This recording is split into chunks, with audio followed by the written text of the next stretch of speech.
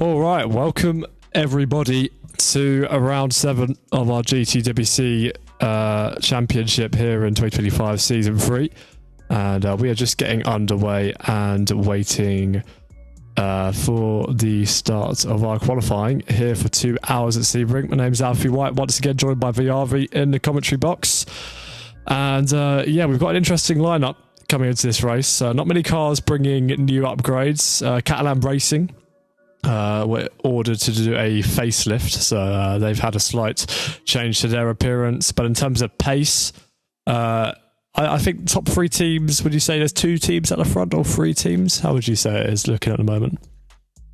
At the moment we have 3 teams: Shadow Racing, Catalan Racing, and our dear friends at Canori. They all are looking pretty nice with their lap times. We have a lot of newcomers actually in this race. Tom GL finally joining us. He was away from GTWC, and now he's finally a person to have an eye on. GTR too. Well, he's not a rookie to be fair, but he is in the spotlight. Yeah,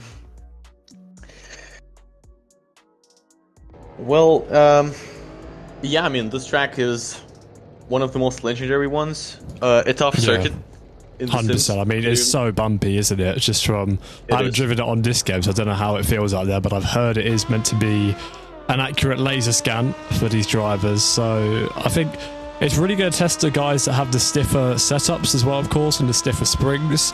But with the nature of how the circuit is being quite narrow, the walls are reasonably close, you know, uncomfortable bumps, those that are able to thrive on being on the edge of their cars, on the edge of performance, I think are going to do well this evening. And you can see that already with the times. A 52 dead from Jammy is a very impressive lap time, and I think he'll be incredibly happy to have just suddenly pulled that out of the bag.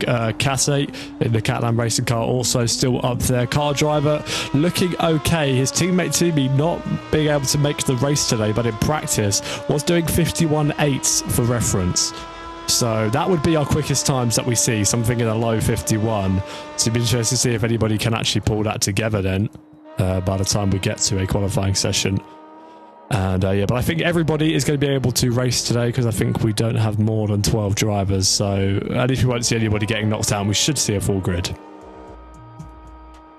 Yeah, fun fact, this track was actually built from an airbase, and that's why the concrete here is just so rattly and pretty old. Yeah.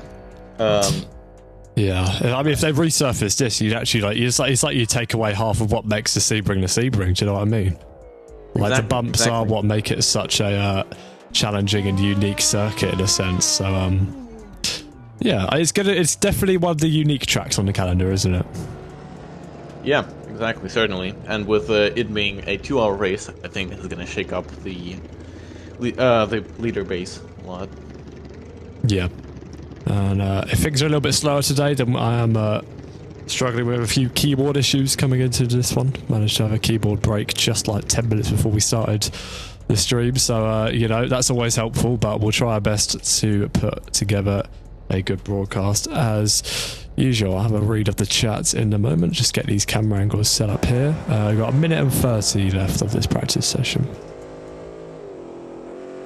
Hopefully we will run a little bit closer to the clock as well this time around, unlike Palmadera where I had to leave early because qualifying took so long. But yeah, here's Jammy out here, currently the quickest in our practice session, and is definitely holding one of the quickest times that we've seen in the last couple of days. And that's quite interesting for me because Jammy and Shadow Racing this time yesterday were really struggling, especially Kimmy, who was claiming to be 2 seconds off of his teammate. Now we're watching on the screen in a moment. But putting that lap time out of the bag, 8 tenths clear of what Casse's done and very far clear of car driver in P3. Yeah, that's quite interesting for me. I think Jammy is definitely one we're going to have to keep an eye on now. Yeah, a lot of rivalries going into this race. Jammy and Caddy being, I think, the closest ones. I'm pretty sure they are really close at standings. They are only 10 points between each other. Oh no, actually, two actually. 10 points between Jamie and Kimi. Kimi being first after really good start of the season, honestly, with a DNS and then P2, P1, P2, followed by P7 at the Spa and P5 at Palmadeira. Yeah, let me just see if I can find that link to the standings quickly. Because we haven't really discussed the standings that much at all, have we? But here we go. Is this the newest version? All right, I think this is the current order of the standings. So as it stands, we've got a Shadow 1-2 in the Drivers' Championship. 64 points for Kimi and Jamie on 54. And if you get a win, it's the point system is, I think, 16, 12, 10, 8, 6, 5, 4, whatever. Then it's Kate, only 2 points behind Jamie in P3 with a P2, P1 retired. P1 did not start and retired at Palmadeira again. He crashed after the broadcast ended. Then Car Driver is only 2 points behind Kate as well. So it's a big three-way fight currently for P2 between Jamie, Kate and Car Driver. So that's something to look out on, especially as this is an endurance race. Kimi's got the 10-point advantage over these guys, but in an endurance, it's 25 points for a win. So we could see some big swings here, and Jamie, Kate, and Car Driver are all going to be the ones to look out for. Those three could easily swap any order coming into this one. And then behind them, Falcon Tuner, Seas, Train, Mikalox, and Lola round out the top 10 in the standings. So, it's going to be super exciting. What do you think of all of that, Vitaly? As all the endurance races, they are really, really fun to watch, especially the interesting ones. I'm not counting on you, Spa. Spa was actually boring. But I mean, yeah, we have new drivers. Tom, he's pretty quick. Yeah, we've got that to look out for as well, don't we, of course? Yeah. Novena setting P3 in practice was really... I didn't expect that, actually. Yeah. I mean, P3 with... like Jamie, Caddy, and we're getting underway very quickly here, actually, as well. Qualifying has started. We will have 7 minutes once again, and you can see everybody making their way out of the pit exit around the cones. And it'll be Novena, who's currently first on track at the moment. But of course, these guys don't have to race on their quality laps. They can take whatever position they would like. So preparing themselves are Novena, are Kate. You can see JTR in the back there behind Train Raider, who Train Raider is actually potentially looking like he's having an upturn in form, so that'll be another thing to keep an eye on. Plenty of things to look out for coming into this race today. And Jamie following closely behind those three as well. But of course, they will all bunch up, get their own gaps, maybe get a tiny bit of slipstream off of the cars in front, and begin their laps in about half a lap's time. So, anything else that you could tell us about the Sebring before we get underway here? Yeah, it was actually... It's one of the icons of racing. A lot of fights happened here, especially in GT in real life, like Audi versus Porsche versus basically everyone. Audi was dominating here all the way.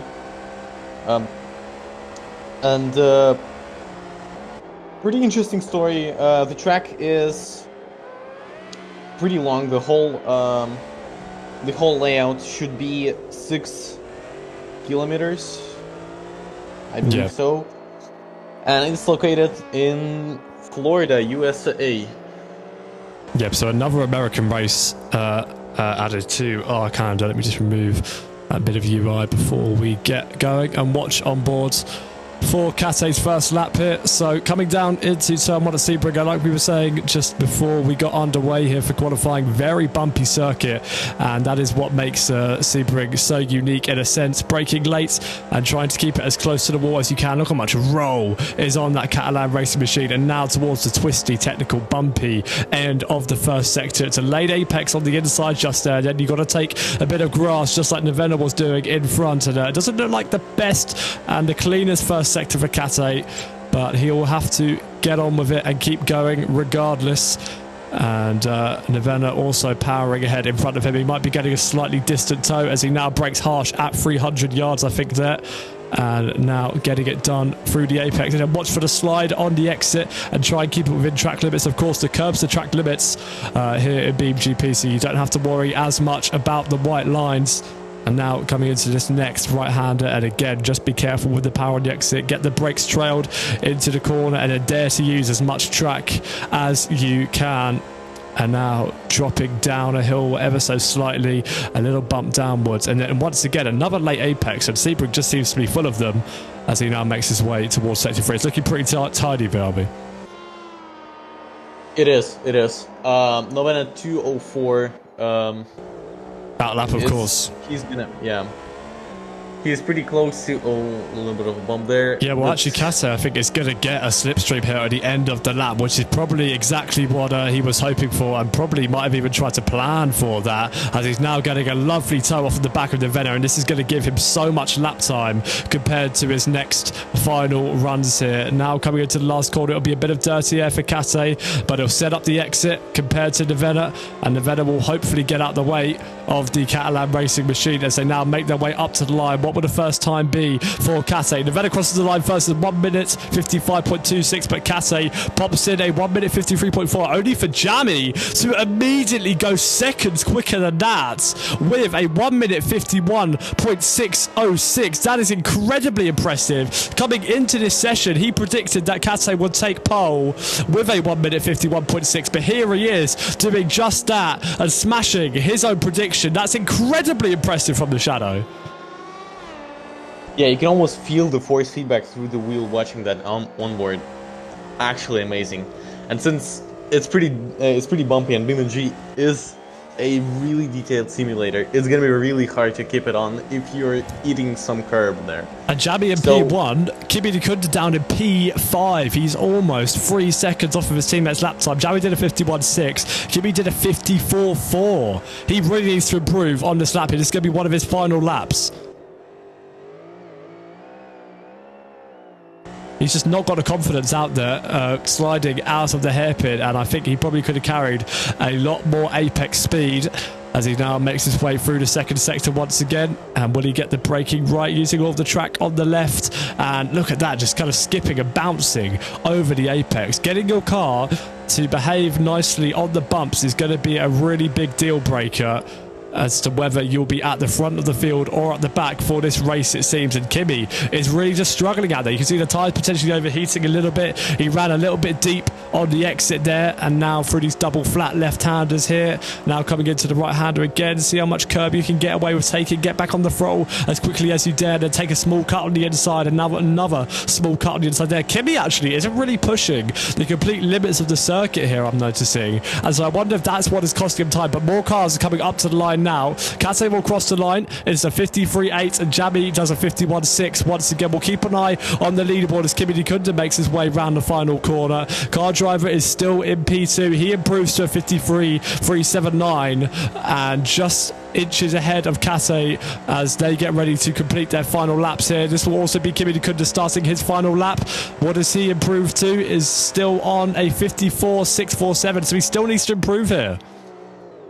Oh, and he spun! Kimi Nikunda has spun off at the start of his final lap here, and it's going to be P5 at best for the Dutch driver as he dramatically flew into the barriers at the beginning of his final lap there, and that's going to be it for Kimi. He's going to be no better than P5, ARV. That's insane. I think I just skipped Kimi Nikunda, and then you told me that he spun. Insane stuff here. Kimi is P1 in the championship, and he's gonna be P5. I mean, what do you even think about that? Can he recover? I'm not sure. I mean, it's such a long race. The 2 hours, if the 2 hours of Spa taught us anything, is that anybody, really anybody, can win this race. It's just going to depend on the track limit penalties, on safety car timing, on whether you make a mistake and on whether those around you make a mistake. Qualifying, the checkered flag is out. This is the final lap for Matteo Castellan. For Jammy behind him, he's going to get a bit of a toe off of the revamped Catalan Racing Speed Factory machine in front of him. Now down the back straight for the final time in qualifying. It needs to be be a good final corner for these two. Of course, remember, Jammy, Kasse and Car Driver are all in contention for P2 in the championship, potentially even first if Kimi Dukunda doesn't get his act together in the race. And now, through the final corner for the last time, will Kasse be able to improve? We'll look for his lap time first. He crosses the line. It's a 53.5, and Jammy continues to stay on provisional pole for now. Kasse improves to only a second behind him. Where's Car Driver? Car Driver's coming through the last corner now. I don't think Car Driver is pushing though, just from the look of that telemetry. And so for now, it looks like Shadow Racing have secured another pole position here at Sebring. A 51.606, smashing his own prediction coming into qualifying. And potentially even looking to do some celebratory pole position donuts there for the stream. But like I was just saying, if for 2 hours of Spa taught us anything, it's don't celebrate too early, young man. And Jammy pulls it into park once again. So it looks like it's going to be Jammy on pole position with Kasse lining up alongside him, over a second clear of P2. That's quite an impressive statement, especially considering Matteo Catalan's form in qualifying this season. Then it's Car Driver 7 tenths back behind the P2 man with...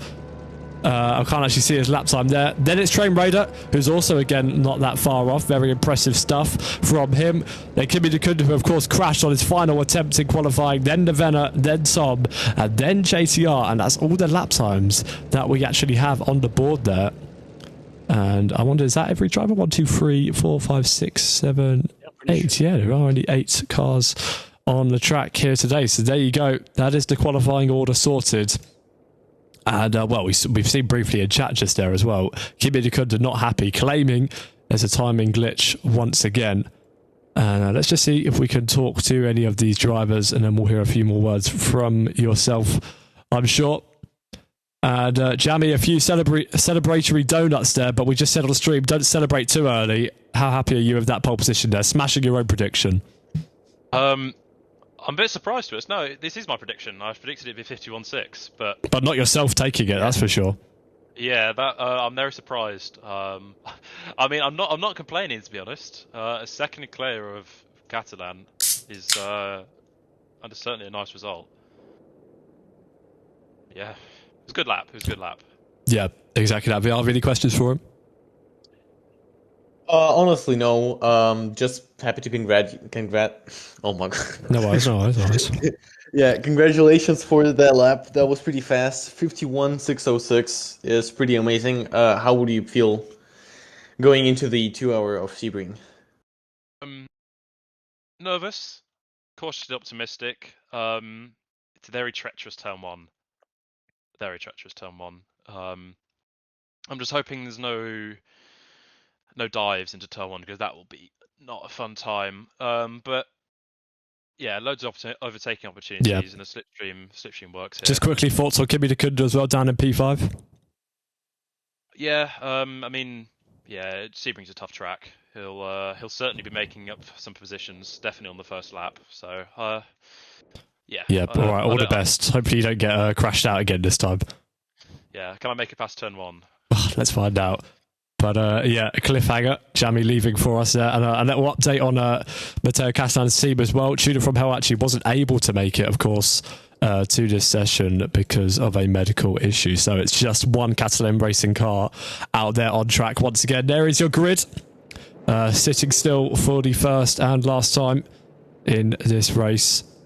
And they will get ready to do a formation lap and to begin a rolling start. So some new regulations coming into this as well. You're not allowed to exceed, I think, 37 miles an hour on the rolling start until the green flag is dropped. But once the green flag is dropped, you can overtake as soon as possible. So you don't have to wait for the timeline like we believed on previous race starts. So that's something to keep an eye out for. But a green light has been shown, the 2 single green lights, and the rolling start is underway. You can see Nevena, Tom GL and JTR, those that qualified at the back. And yeah, this is going to be a good one, I feel. Although not as many drivers as the 2 hours of Spa, so potentially less chance for a safety car, potentially some bigger gaps incoming. We'll have to wait and see. Of course, lots of things can happen in endurance, but the walls are so much closer than Spa, and the track is so much more treacherous. Exactly. So what are your predictions going well into the start of the race? I'm not sure we can predict anything really. I think Jammy will get a pretty good start. Kate didn't have a great rolling start last time out of Palmadera.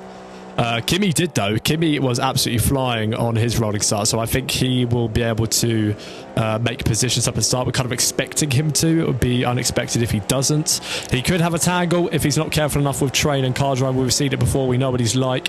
He is definitely quite aggressive and Verstappen-y in that nature. Train Raider will probably play it quite safe. I think car driver will probably play it quite safe. Hopefully we don't, for his sake, we don't see Jammy upside down again at the race start like we saw at Spa. And yeah, I don't think we can predict a lot, to be honest. Our last endurance race, if it taught us anything, like I'm saying again, is that we cannot place too much money on anything here. And yeah, race control will give the instructions to our leaders of where they need to position themselves and what they need to do as we get ready to cross the timing line for the first time. For one of the first times in this race here, and get ready to start our 2-hour timer on this one. Double up, says race control. Begin to get into formation. Pole on the left-hand side. So Jammy will have the inside line coming into turn 1, and well, he'll have to make sure he doesn't understeer into Kate or force him off. And this is going to be a real interesting one here. Train Raider getting ready to line up alongside car driver. Let's zoom in a little bit so we can also get a view of Kate as we get ready for this one. And I'm just going to move that radar off to the left for you guys as well. Oops. So that's not distracting as much. There we go. But yes. Any last minute predictions really quickly, VRV? I mean, I think Jammy is going to have a great start. Car driver is going to be held up by Kate with a pretty slow one. And Train could possibly do something at the start. He had some pretty decent start. All right, here we go. Look at them. They're literally crawling at a snail's pace for these GTBC cars. And we are getting ready for the start signal. We're waiting for the lights here to begin the 2 hours of Sebring in GWC. The lights are red. There's 5 lights, and they are green. And the start of the 2 hours is underway. Jammy's had a pretty good launch on the inside of Kate. He is still there, and Kate will have to be careful that he doesn't run wide. Kimi the Good has predictably had an incredible start, and he's already up into P3. He looks to the inside of Kate, and I think they've made a bit of contact. It looks like there's been some bodywork has come off the Catalan racing machine and potentially stuck to Kimi. But other than that, it's all clean and all as they were. Train Raider stays in P4. Car drivers drop down to P6 in the background, and Kimi the Good, of course, with a mega launch up to P3 VRV. Amazing, as I predicted. Tom had a really bad start. He is P8. He's pretty anxious about this race, as it seems, but it's okay. It's the start of the race. Drivers just need to find the rhythm and just stay focused on it. 100%. Train P4. Train P4. Sorry, go on. A long 2 hours ahead of us. Yeah. And yeah, pretty orderly. As yes, train P4, of course, as well. He pretty much stayed in position while car driver got swamped. Of course, he is on one of the drivers with the highest ping in this lobby, so he is at that disadvantage when it comes to reaction times, and clearly costing him dearly. But out in front, Jamiroquai leads once again in the shadow. To shadow 1-3 with Matteo Catalans in the middle of that sandwich once again, and then Train Raider, and then Novena, who also had a great start. Then car driver JTR and Tom Gell, who have actually swapped positions in the background there as well. And Tom Gell getting past JTR and the Top Dog racing machine. That's probably a quicker car. It would take a slower car there. Yeah, and the start under investigation by race control allegedly. So potentially Kimi Dekunda maybe getting a jump start, or there were people out of position. That is definitely something to keep an eye on in the bottom left-hand side of your screen. And car driver really running wide there and trying to set up the exit on the Venner. He doesn't want to be stuck behind the Irish outfit for too much longer. Meanwhile, Jammy continues to pull away. Car driver looks to pull alongside the Venner as they now head down into turn 1. Can the McKenna racing car do anything to defend that position on the inside line? Car driver looks to be setting up a potential switch back here. Is he stuck on the outside line? It looks like he might just get the run coming down into the apex left-hander here. He was kind of alongside. He did have his nose in, but sensibly decides to back out as this is only the second lap and we have a long way to go, of course, in this race. But yeah, car driver will definitely be wanting to get past the McKenna racing car here. Yeah, you can really see how he just really doesn't want to stay P6.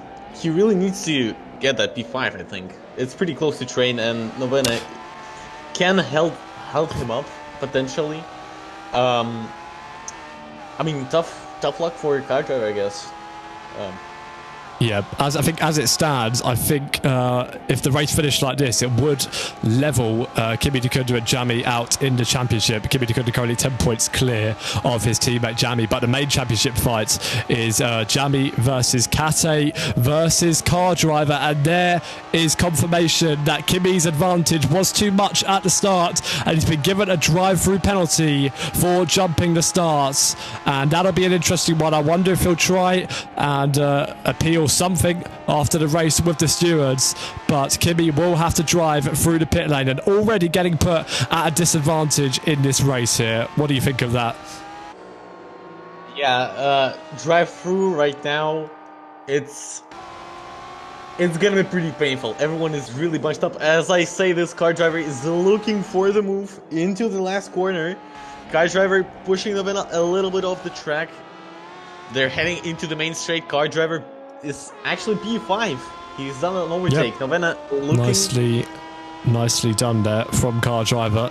And if you saw the flash on the right, actually Novena potentially looking to the inside of Car Driver. Will Car Driver leave the space? He leaves just a car whip and nothing more. And off he continues now into the distance. And Kimi Dukunda, you can see dropping down all the way to the back. He will have clean air, but he is now down all the way in P8, and from the looks of it, potentially with overheating rear tyres. And yeah, I didn't see. I'd have to watch it back and see a clip of the start, but I'm sure race control has also done that too and has clearly acted that punishment upon Kimi Dukunda. And yeah, things already spreading out here.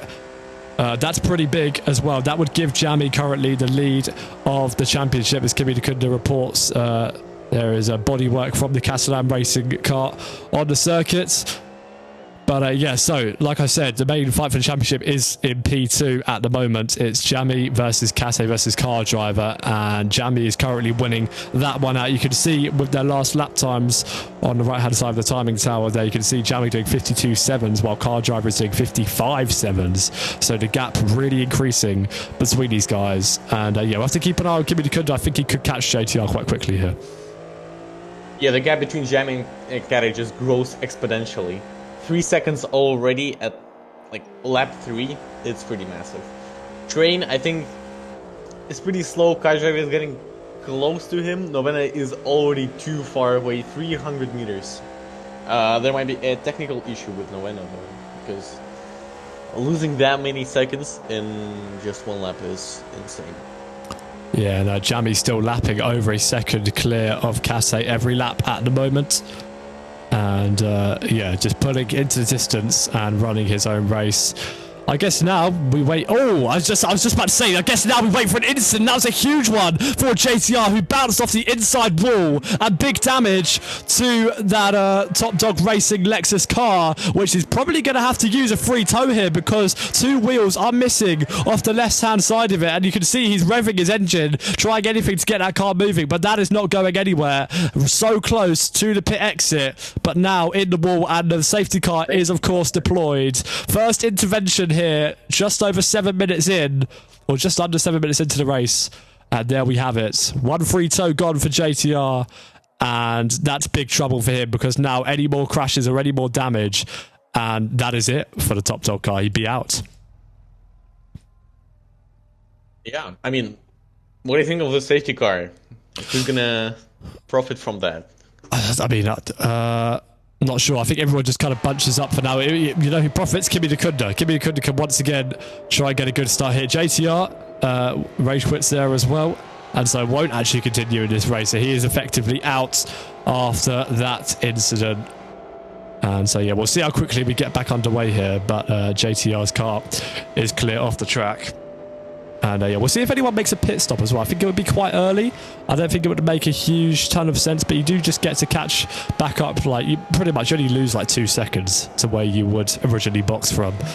So it'd be interesting to see if anyone takes it. Big assistance given to Kimi Dukunda there, as he gets to re-catch up to the rest of the field. And he could be one of the cars that just takes a free stop gets on the fresh tyres, gets on the fresh fuel line, and can run offsets to the rest of the field. I'd actually take that if I was him.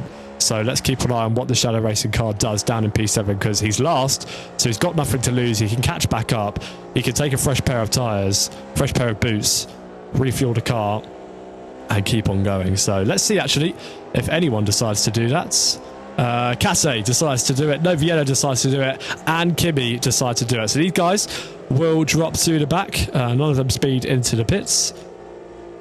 And they will take their fresh tyres, their fresh fuel, whatever they decide to pick in their garages. There goes Kimi stopping in box number 13, just overshooting it. Hopefully that didn't reset his pit options in any way. And he will continue on. Does he overtake anybody in the pits? He might overtake Noviello, or almost overtakes Noviello. Very close. But they leave the pits as they were then. So Matteo Castellan drops to P5, Noviello drops to P6, and Kimi Dacunda stays in P7. That puts Train Raider into P2 here, and Car Driver back into P3, and Tom GL gets promoted to 4th. I think that's a clever strategy from most of them, to be honest. Yeah, true. Most, but I think, yeah. I think Tom GL is going to be a hazard on the road. Not afraid to say that. I mean, 15 seconds in 3 laps. It's. What lap times was he doing? I didn't see. He's doing 1:56. Yikes! So that is almost really 4 seconds off of the lead. Of course, let's take off like a second, because keeping Kate can't match that. 3 seconds off of the front runners. Let's put it at that. I mean, it's not the biggest we've ever seen, but here we go. Safety car is ending this lap. So these guys will be able to catch up, and then we will get promptly back underway with our first 10 minutes under our belts. I know, we're getting quite used to this in the endurances now, aren't we? We get a couple interventions here and there. A few little breaks. Everyone gets to bunch up. The order shuffles up and down the field as pit stops come in and out. And then we get back underway once again. So, Jamie will lead us away for lap 6, and it will be Train Raider, then Car Driver, then Tom, Kate, Noviello, and Kimi. This time they can't overtake until the timing line. The green flag has been waved, so now it's up to Jamie to decide whenever he goes here. And I will spin the camera around just to see all of those hungry sharks waiting behind him. Train, of course, in the sister team. I wonder if he'll be asked to potentially give some assistance to Jamie and try and back up the field here. Well, not that he really needs it, but just as a preventative measure. And when does the shadow car decide to put his foot down? Watch his telemetry carefully. Foot has not been put down yet, and now he goes. Potentially predictably for Jamie, but we get underway for the 6th lap here, and I think there's orders potentially shuffling in the background already there. As Tom GL stays down in P4. Kimi Dacunda on the inside of Noviello and gets that move swiftly done in the superior car. But other than that, orders staying as they were here. A clean restart. That was pretty anxious start from Kate, Tom, Kimi, and Noviello. They were 2 by 2. I thought I saw something shuffling around in the background. I wasn't too sure because the orders didn't change, but yeah, good that you got a view of that. You say 2 by 2. Kate trying to make it 2 by 2 with Tom GL once again, who's on the inside line and going defensive here. Will Kate be able to outbrake Tom GL round the outside? Not 1 but 2 managed to get past Tom. Tom really showing he's nervous out there and not being up to scratch, and he drops down to P6 in the space of 1 corner. Now Kimi Dacunda is potentially going to have a look to have a run on Kate. Kate knows he's there. He leaves him the space on the normal racing line. Oh, and just pinches him in the braking zone a little bit more. Oh, and he goes for the switchback and potentially makes a bit of contact there with Kate. Kate will feel hard dumped by, as Tom GL was actually spun in the background there too.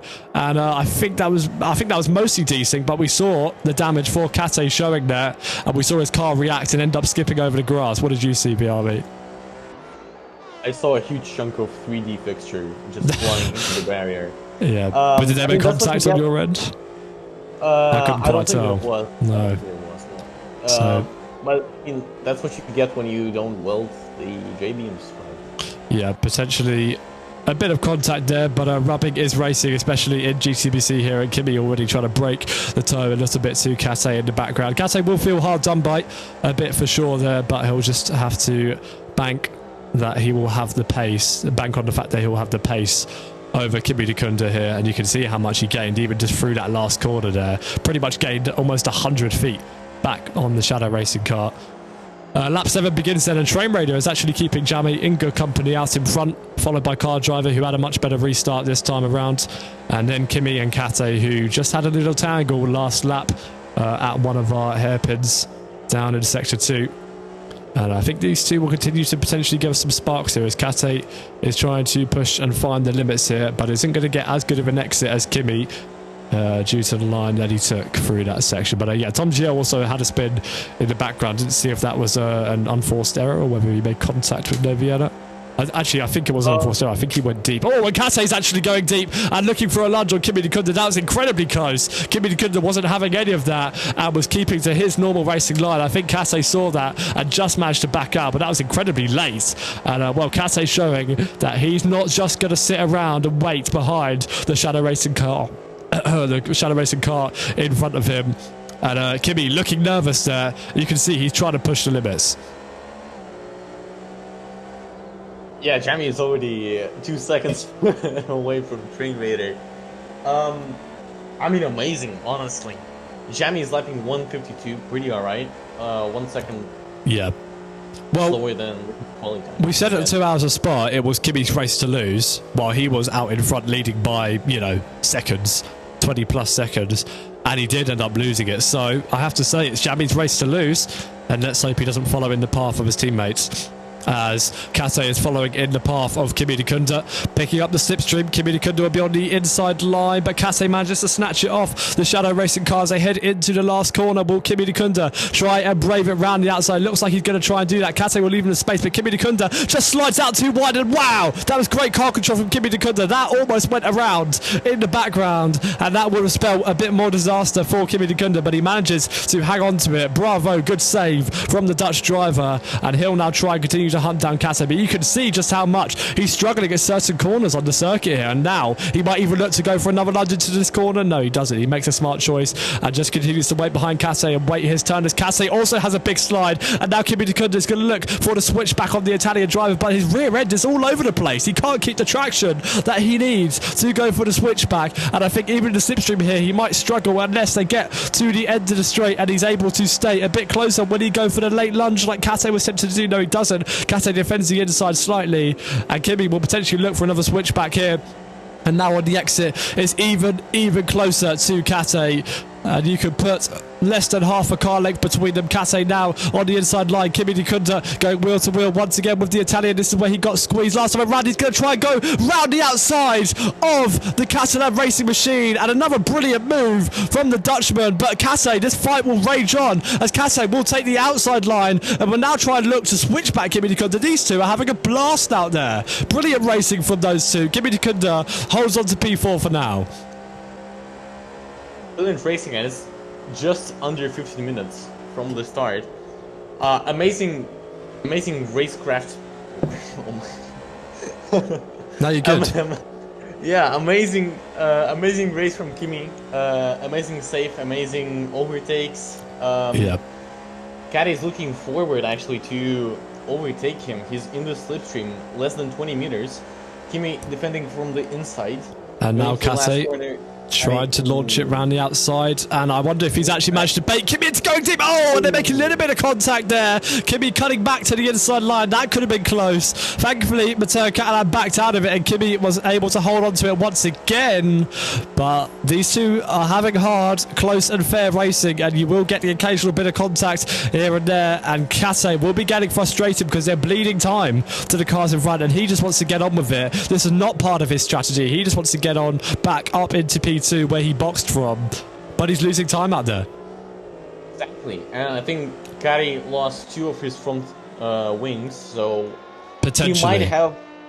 Yeah, I saw it. He might have a some damage, some less downforce, which is going to be a real pain, especially in those tight corners.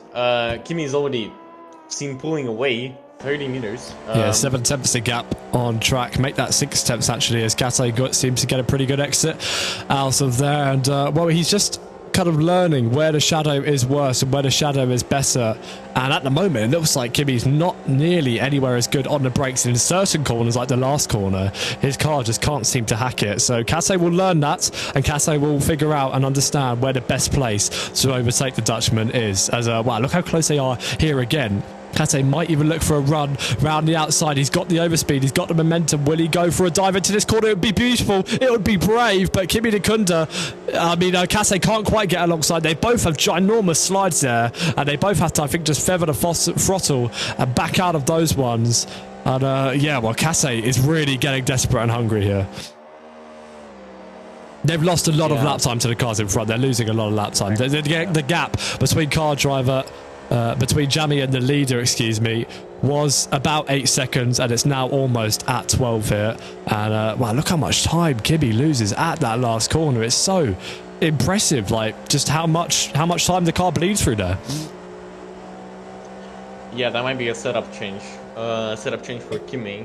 Kase faking the inside once again on Kimi Nakunda, but he manages to hold it round the outside. Oh, but he has to take a trip through the grass, and that will unsettle him, and that will give the advantage back to Kase as Kimi actually runs quite wide at this corner. And oh, Kase tried to predict the switchback, but the shadow just stayed on the line. He couldn't quite put his nose into a gap, and Kimi is all over the place here. He is absolutely squirming under the pressure of Matteo Castellan, and now Matteo Castellan gets the inside, coming down to the hairpin.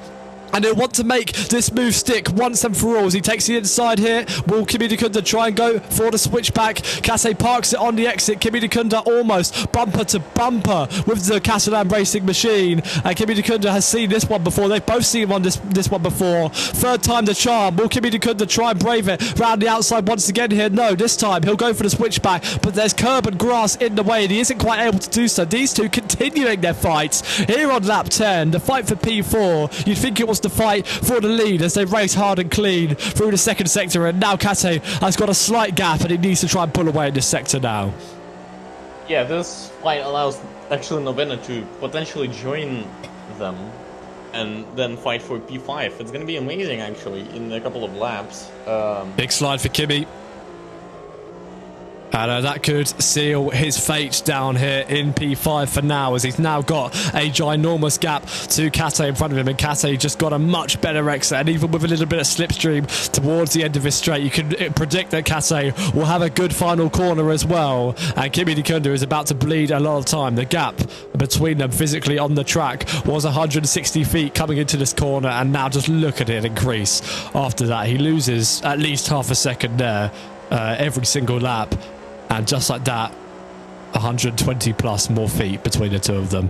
And I think this fight is now over. That was great battling, I have to say. That went on for quite a bit longer than Matteo Castellan would have wanted. And now he'll have to try and continue to hunt down the cars in front of him, being Car Driver and Train Raider. And Car Driver is actually getting quite close to Train Raider here, so that'll be the next thing to keep an eye on. But rear grip is clearly the limitation on Kimi's shadow. Yeah.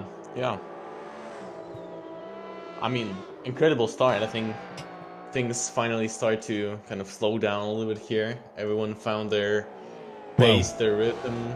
You say that, but the American car driver in the Canori is now looking to line up Train Raider as our next fight here, and this one will be a bit more exciting as it is up. More points are up for grabs. As Train Raider runs a little bit wide there, you can see the tyres on both of these cars probably starting to degrade a bit, as I don't think either of them have stopped compared to the guys further down the field.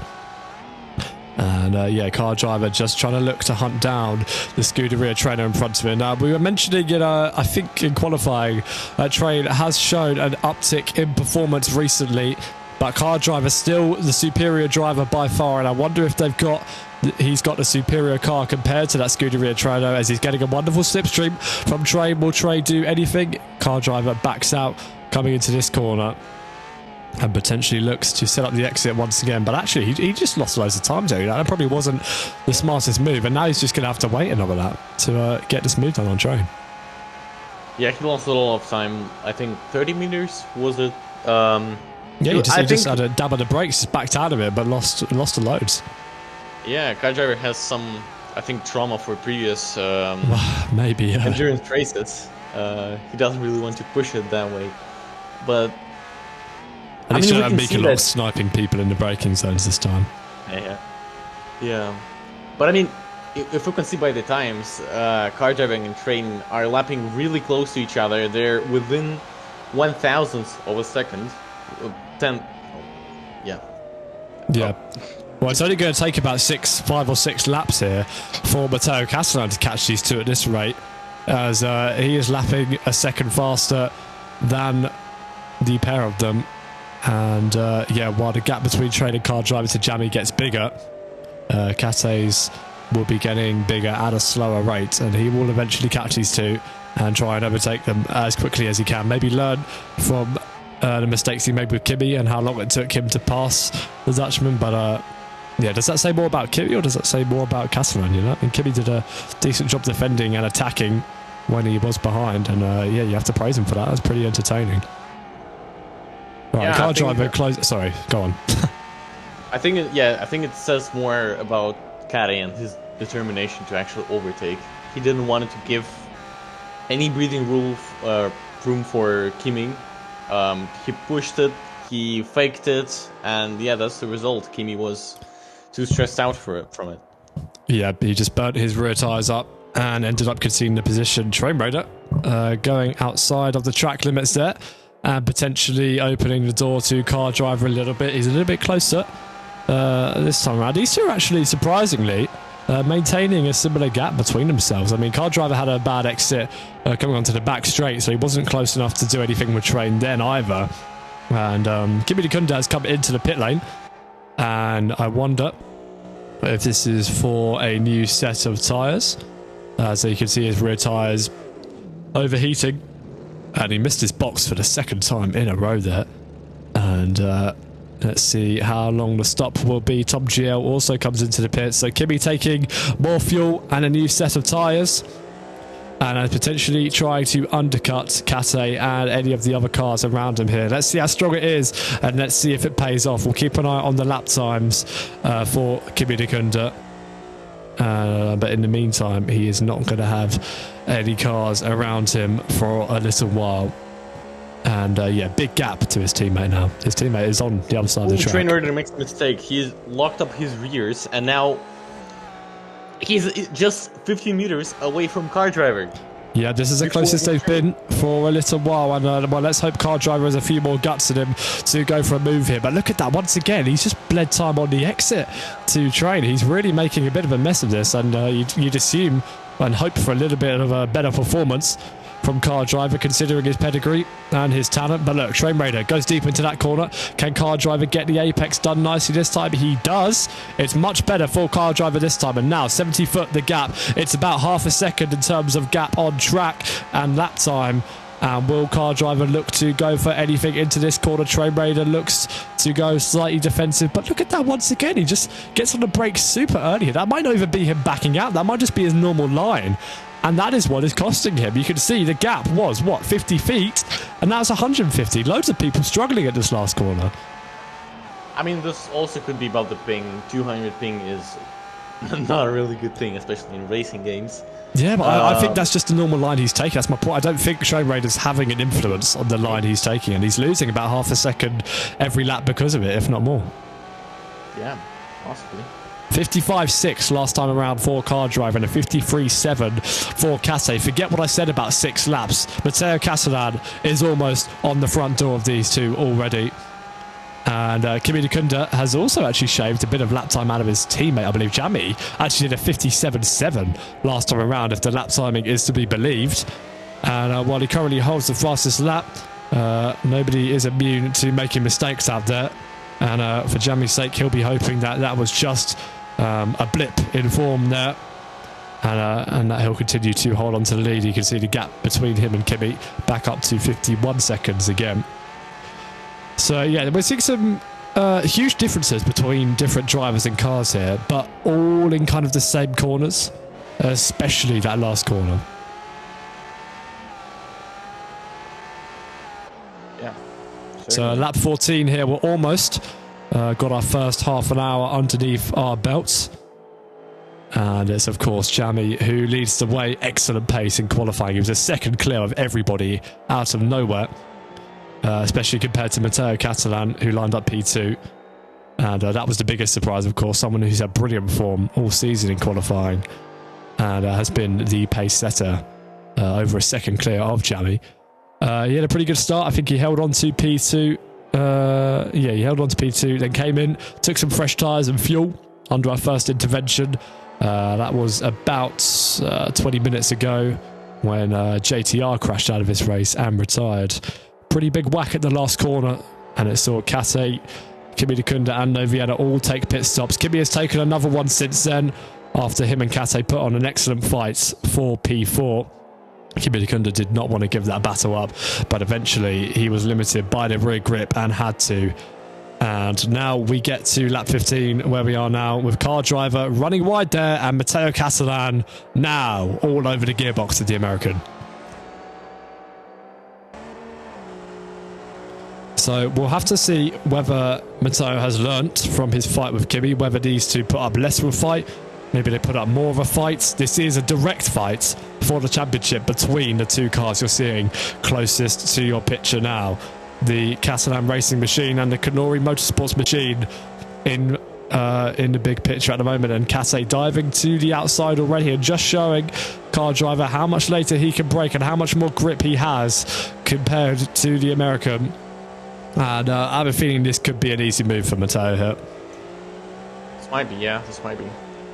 I think there's a big difference in there's a pit stops difference between the two Train Raider and car driver, that being already because he took a pit stop on the safety car, and a car driver having to go defensive into this section, and Train Raider also making a mistake in front of them, and now they're going to boss it up, and they've got to be careful they don't make any contact with one another. Kate going for the switchback, has to just feather off of the throttle, and is now trying to pick up the side draft and the slipstream off of the American. Car driver is getting the slipstream off of Train Raider, who's not looking to help Matteo Catalan here at all, and Train Raider will take his normal line, and Matteo Catalan gets the move done with car driver's early braking. Jammy is into the pits in the meantime, and I wonder if Train Raider will be boxes. Well, yes, Train Raider also boxes, and he goes into the pits now. So Matteo Catalan is freed. He caught the cars that hadn't made a pit stop under the safety car, and now he is back into P2, and those guys will lose 20 seconds to him. Yeah, amazing fight there. It was looking a bit spicy, wasn't it? That was they were all kind of backing up after Train Raider ran wide on very old tyres, you could assume, and car driver also was making mistakes, but that's definitely the right time to get off the tyres for those guys. Jammy makes his first pit stop of the race here, and he's now got Noviana in front. Oh, actually, yeah, he's got Noviana in front of him, but it doesn't look like he's changed his tyres apparently. So we'll wait and see whether that's desync or not. Of course, this is still a mod multiplayer on BeamNG, so things tend to lag from time to time, but that is the art of racing on this game as well. And Jammy, look at that, closes in on Noviana under braking. So Matteo Catalan leads this race for the first time on lap 16. He did a 55.3 last time around, getting stuck in traffic with the Canori and the Scuderia Treno. Jammy has, of course, made his stop, and he's now got a big tyre offset to Matteo as well, who... Oh, how big is the tyre offset? Would you say it's about 8 laps? Was it more than that? I don't remember when. Yeah, 2, 4, 6... Yeah, maybe even 10. Around 8 laps, I think, is the tyre difference between those guys. Or the pit stop deficit, let's say that. As Jammy gives Nevena a little flash with his headlights as well, his favourite little trick. And just make sure he doesn't understeer off of the line there as well, as Noviana goes incredibly deep into that corner, and sayonara, says the Shadow Racing to the McKenna. And well, that wasn't even a fight, was it? Good stuff for Jammy as he now gets back up into P2, and will continue to hunt down Kate. I mean, yeah, Novena really needs to get his nerves up, since that was an easy move. Come on, Novena. You have one of the best starts. Well, does he? That's the question here, to be fair. I'm pretty sure he does. At least in practice, he got, I think, 280 kilometers on the last straight.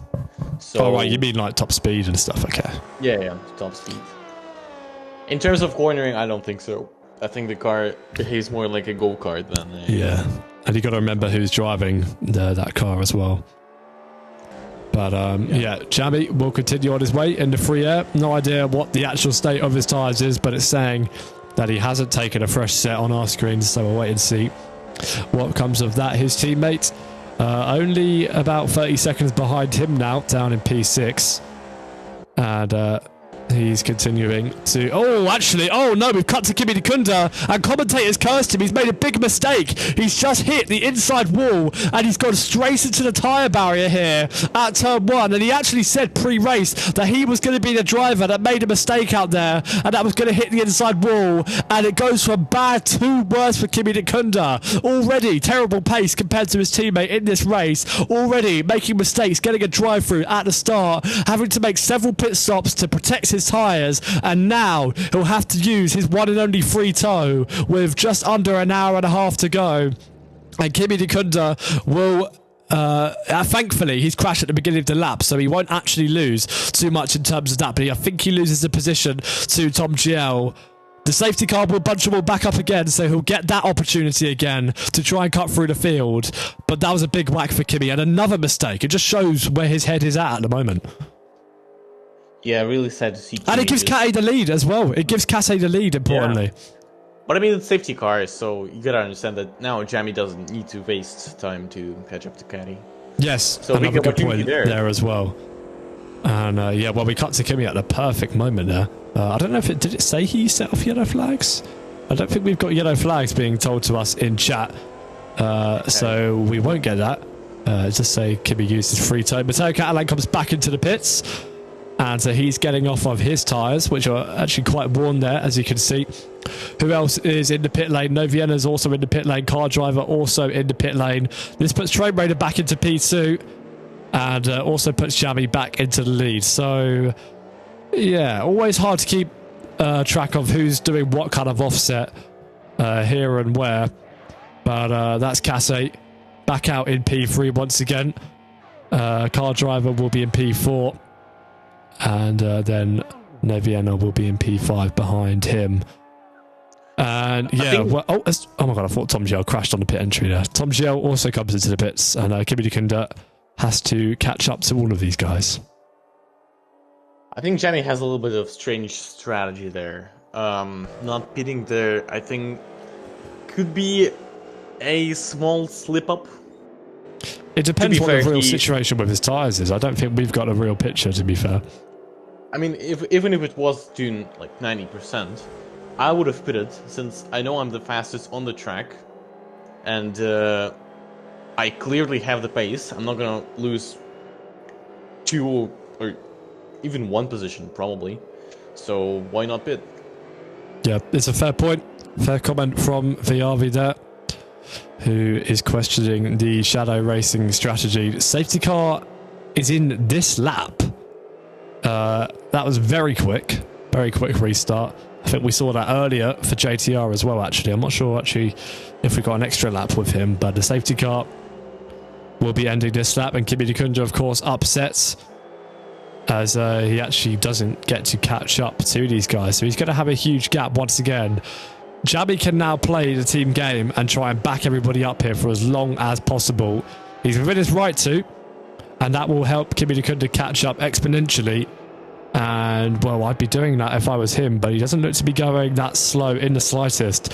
So, green flag in on the same lap here.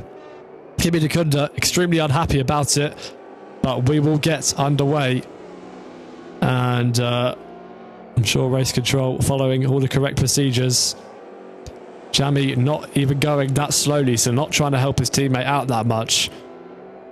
But let's keep our eyes forwards. Jamie, then Train, then Casse. Casse and Jamie are once again on the same piece of tarmac here.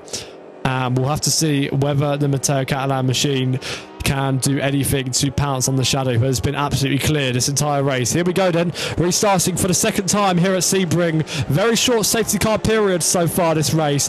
Once again, for lap 19, we are green flag racing. In the background, No Vienna and car driver looking to potentially have a scrap there. And who is that on the inside? I think that's No Vienna looking to the inside of car driver in the background. But car driver holds on to that position for now. And it's pretty much as they were as the gaps increase. And whoa, car driver very close to the rear left tyre of Casse as well there in the background. But onwards and forwards we go. Kimi Dikunda now with a big gap to the rest of the field after crashing And he claims bias, but I'm pretty sure, correct me if I'm wrong, Vialvi, but I'm pretty sure we only had a lap or two for that first safety car as well, didn't we? Yeah, I'm pretty sure we had. Oh, Train Raider almost dropping it in front of Cassie's nose. But yeah, so lots of short safety car periods here.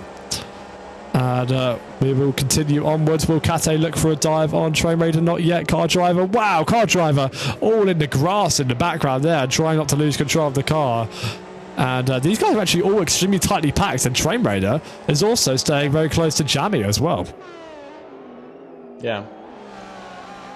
A really good racing. I'm looking forward for Car Driver. Maybe he will do something with Caddy now. 20 meters only to him. We have a last straight coming right up, and there's always an opportunity for the drivers to make a move there. Yeah, there. Of course. Car Driver setting himself up for a good exit, but he had quite a big chunk of oversteer there, and he will be following in the slipstream of the Catalan racing car. And so is Train out in front there, and Cate's doing his best to try and pick up that slipstream in front of him. And now coming into the last corner, this is where Car Driver has been quite poor compared to especially cars around him. This time though, he definitely does a much better job, so I wonder if that was been tyre related issues in the past. Possibly. But even still, again, Caddy is pulling away. I think Car Driving is... Oh, Train Raider a little bit off there. Oh, a little bit. He's getting all sorts of dust and grass into the camera there, and Casse can sense that there is blood in the water in the sense of Train Raider here. Will be definitely looking for a move coming into the braking zone here. Just a little bit more extra power he'll be hoping for as he now comes down into the hairpin 60 feet back. He doesn't go for the move, potentially trying to fake Train into a premature defense, but isn't able to do it just yet. And yeah, it's interesting to see how much stronger Kate is on the brakes than some of the cars around him. And yeah, I mean, everyone just closes up so much on the brakes as well. And he's just worried that a car behind you might just punch you out of nowhere. Kate trying to set up an exit here on Train, but again, not quite able to pull it off. Yeah, but we need to consider also this might be a strategy call from Shadow Racing. I mean, this helps a lot with Kimi Kunder's situation. 100%. Train is 1 second slower than his fastest lap, so it might also be the strategy. I'm not sure if Train would be asked to do that, but it's certainly what is happening anyways, whether that just be Train's driving or not. He might just be feeling the pressure of Matteo Catalan right behind him. And Car Driver will be trying to make sure he doesn't get dropped back too easily as well, because he is, of course, fighting the car in front of him in the World Championship. And that goes for Jammy as well, who's currently scoring big points on all of these guys, and I think is provisionally leading the championship. A very tight line for the two that we are watching there. Car Driver losing a bit of time at that corner once again. Will now Kate look to line up the move into turn one. Train feels the need to just kind of protect the inside line faintly. And now into turn one. Casse will look to try and set up the switchback once again, having to feather and tap the throttle carefully. Isn't quite able to get that move set up just yet, but heading towards another braking zone, and lots of oversteer from Matteo Catalan. He's made a mess of that, and now he's going to be put under pressure by Car Driver, and from attacking to defense in the space of two corners for Matteo Catalan, but actually out dragging that Canori and showing that Canori has the worst straight line speed. And Car Driver is still going to go down the inside of Matteo Catalan. Beautiful move from the American, and Matteo Catalan clearly didn't think he was quite going to go for it, but there you go. Car Driver up into P3, and that will really upset Matteo, and he is going to try and get that move back now, potentially into that corner. He doesn't take the inside, he's going to switch to the outside late. He tries to fly around the outside of Car Driver, but I think took too much grass there and too much rear locking, and rejoins the racetrack now down in P5, and with a big gap to the rest of the field. A rare mistake from Matteo Catalan. Just, I think, a bit too, it just kind of boiled over there. A little bit too feisty, a little bit too much anger, having been overtaken by Car Driver. And yeah, that spices up the championship a bit, doesn't it? It does. It clearly does. Yeah, at the same time, Tom GL, 21 seconds, just chilling there, cruising. You can really see like the difference in the fields and in the cars. And the drivers. Yeah, the drivers. I mean, no offense to Tom. Well, no, exactly. But you're either a quick driver or you're not. And a couple of people getting exposed today. That is for sure. Navena's done pretty well to hold on to P4 at the moment here, but lap 22 of what is probably going to be like a 48 lap race, you could say. Maybe even 50 laps. We'll see. Depends how many safety cars we get. To be fair, I say it depends how many safety cars we get. If they're all that short, then I guess it doesn't even really matter. Yeah. Not going to make too much difference on the overall race time. Yeah. But yeah, Matteo Catalan still swinging out the rear ends there, and he'll be ruining that mistake that he made, almost rolling the car in a similar way to what Seas did at the 2 hours of Spa, and that led him to get dive bombed by car driver.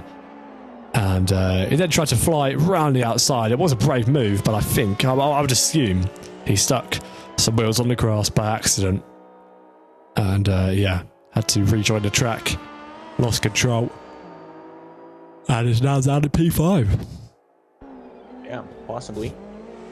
Well, Nevena makes a small slip up that will probably cost him a position. Caddy is just on his tails. Well, if Casso doesn't get past him, then like, yeah, come on, mate, chop. That would be quite embarrassing if he takes any longer than a couple straights to get past the McKenna racing car.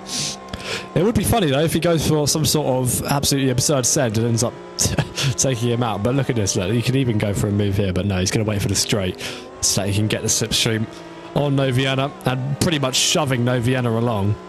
And that car and driver combo is not looking very good this weekend. And now coming down into the last corner, I think Matteo Castellan will take this one with ease. Oops. And there he goes.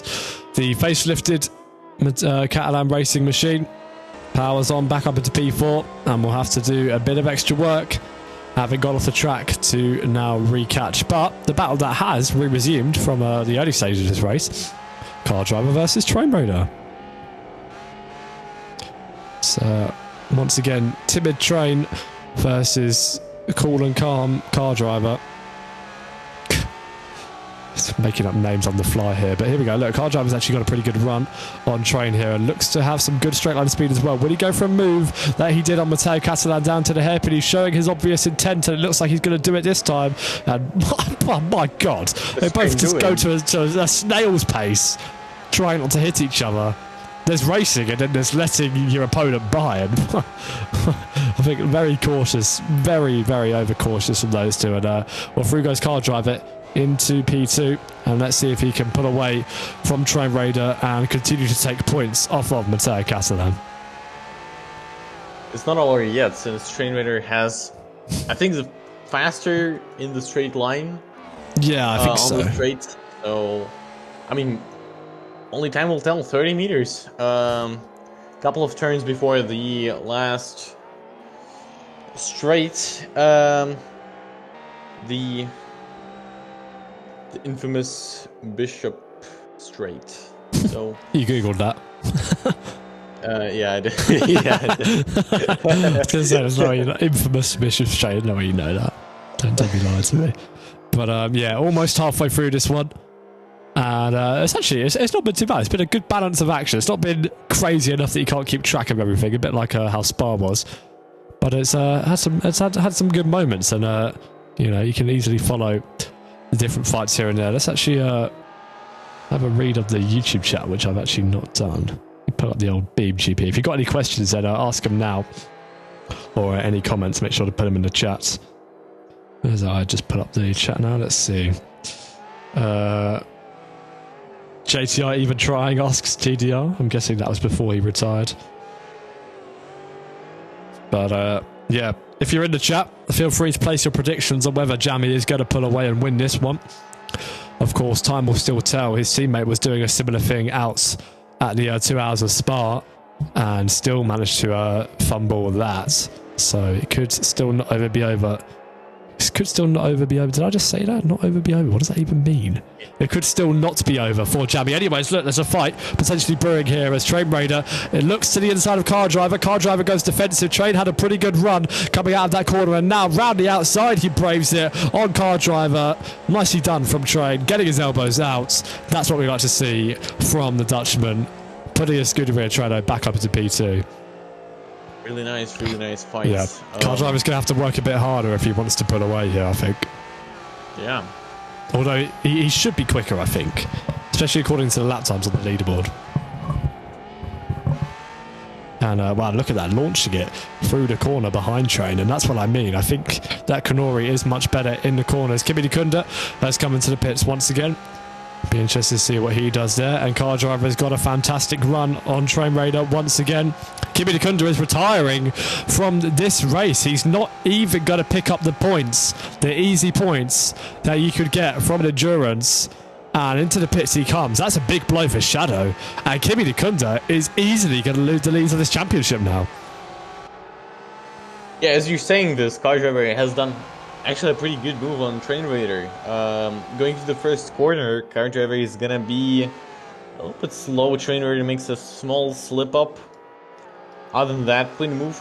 Yes. 35 meters. Exactly. Took the inside in the slipstream. And maybe this time he can pull away from Train. He just needs to keep it consistent and, you know, not run wide, potentially a little bit on the exit like he almost did there. But yeah, wow, that's really interesting from Kimi. Not even choosing to see this one to the end, and I think that's incredibly short-sighted. I don't know about you, but think about the people like C's who were at the back, ended up falling to the back 3 or 4 times at the 2 hours of Spa, and still came home to finish on the podium without track limit penalties. And of course, he ended up winning because of those penalties. That might be one of the dumbest moves I've seen from Kimi Dikunda. And yeah, I'm going to berate him post-race about that. I mean, yeah, even P8 will score you 4 points, which is... Exactly, that's still 6 points that he could have had against his teammate who's scoring 25. And yeah, now he's going to... let me think about it. Now he's going to have a 15-point gap to Jammy instead of a 10-point gap. So yeah, that is it's a no-brainer, especially when this race could easily turn on its head. And yeah, I would put him into the commentary box, but I think he'd be too mad to have a coherent conversation. But I think we'd end up rage baiting him. So I think we'll leave that one potentially for later. But yeah, these three all staying pretty close together on track. When I say three, Matteo Catalan has caught back up.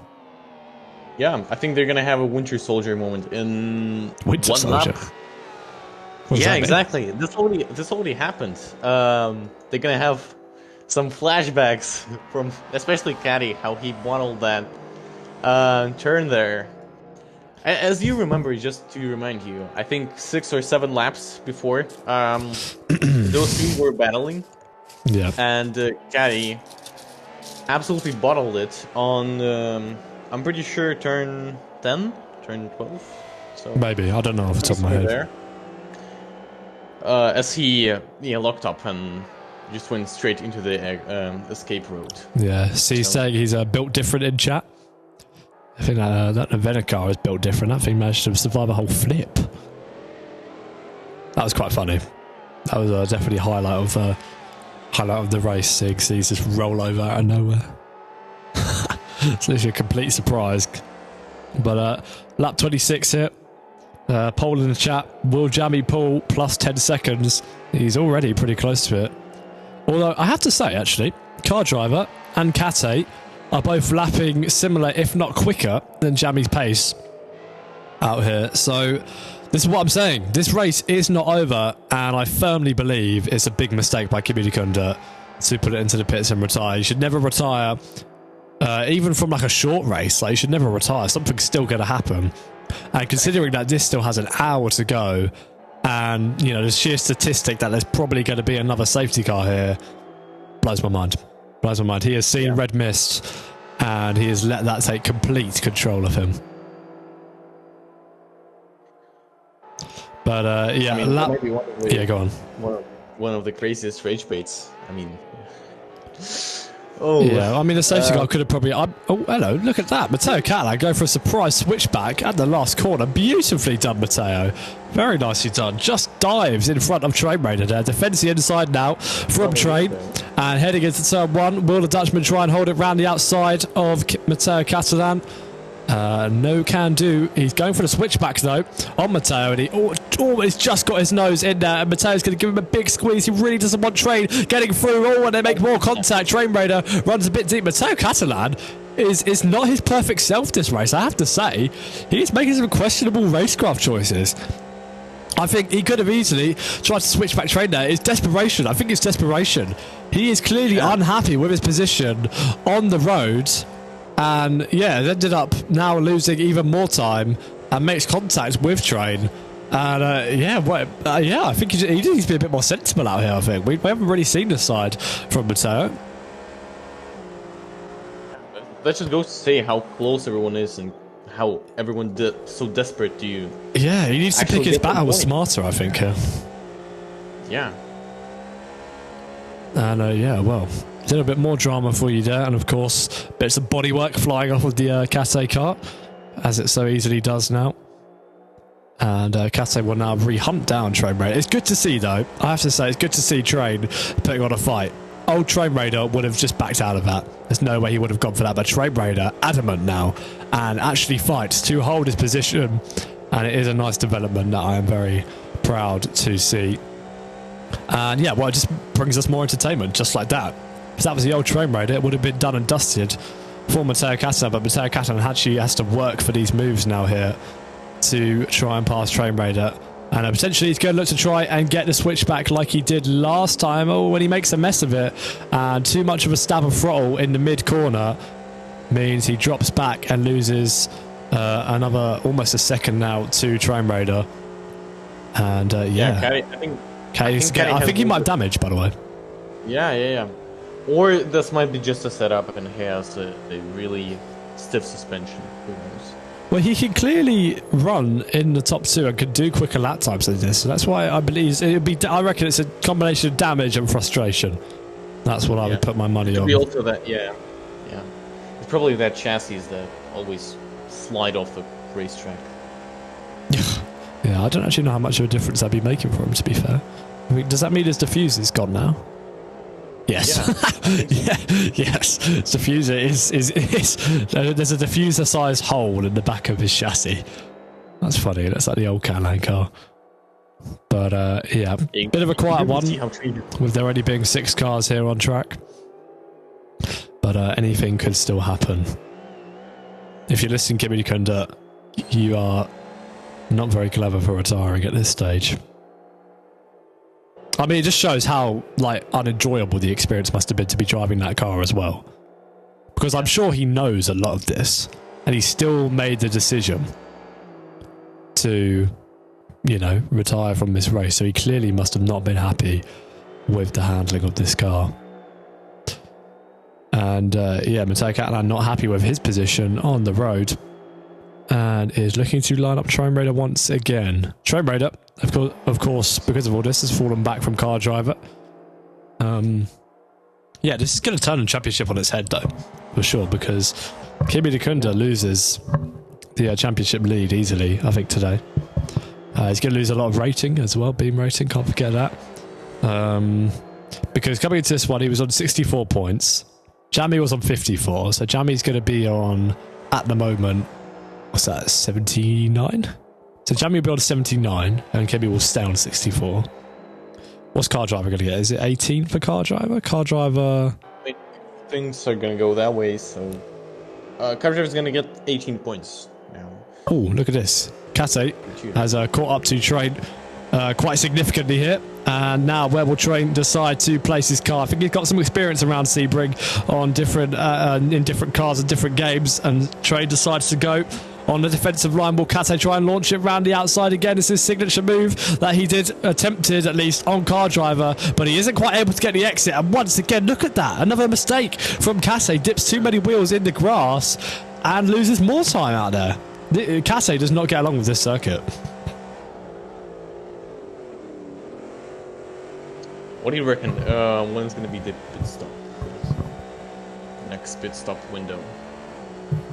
Oh, not sure. I think maybe soon if the lap times fall away. But Train, I mean, look, Jammy's doing 52.5s out in the lead. Car Driver's still doing 53.3. So the pace is not dropping away for these guys. C's agrees with us in chat, saying Kimmy retiring from the race was such a mistake. I flipped in Spa and still ended up winning barely. That is exactly what we said, C's, and I completely agree with you. Yeah. But that brings me back to my point that that car must have been such a nightmare to drive, because he probably knows that. He probably knows all of that. So the car must have been like so uncomfortable to drive if he knew all of that and still decided to retire, as Kase might look to launch one up the inside of Train Raider. They both lure each other in to go a bit deep here, and Kase just flirts with the walls and flirts with the Scuderia trainer on his left. Very nearly makes contact. He does make contact in a straight line with Train Raider. He's clearly getting frustrated, getting stuck behind his Scuderia trainer for so long. And can he do anything coming into turn one here? He might even try and go round the outside once again. These bumps that are unsettling the Catalan racing machine. Train Raider continues to go defensive, but a gap has opened up for Kase. So will he launch it down the inside like Train Raider did to him? He doesn't. Train Raider continues to hold on, putting up a stout defense, and now running a little bit wider. Kase still getting pushed and having to put his nose into these gaps here, but not being able to hold the momentum. And Train Raider is putting on a great show here. Coming down into the hairpin is Kase close enough. Will he go for a desperate lunge? He actually will. He puts his nose in at the last minute, and this could be a beautiful move from Kase if he can get the power on the exit, and he does. He stays door to door with Train Raider now as they make their way into the second sector and into this left-hander here. He is pinching Train Raider as much as he legally can. Now coming into the corner, can Matteo Castellan finally take this move off of Train Raider? He shuts the door over the Scuderia trailer's nose, and finally Matteo Castellan is unleashed and is set free from the Scuderia trainer, and he will just now hope to God that he pulls away through these next few corners.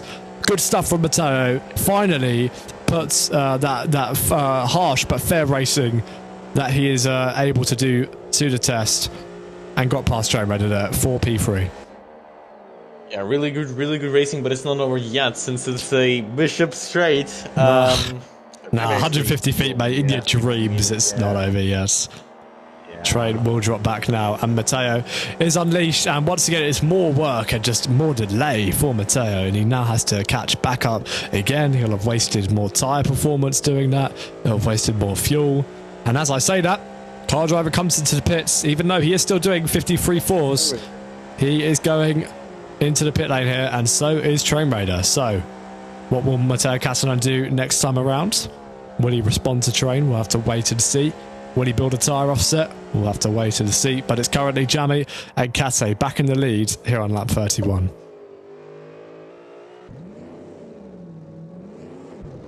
Yeah, amazing racing. Just I'm speechless. Pretty good.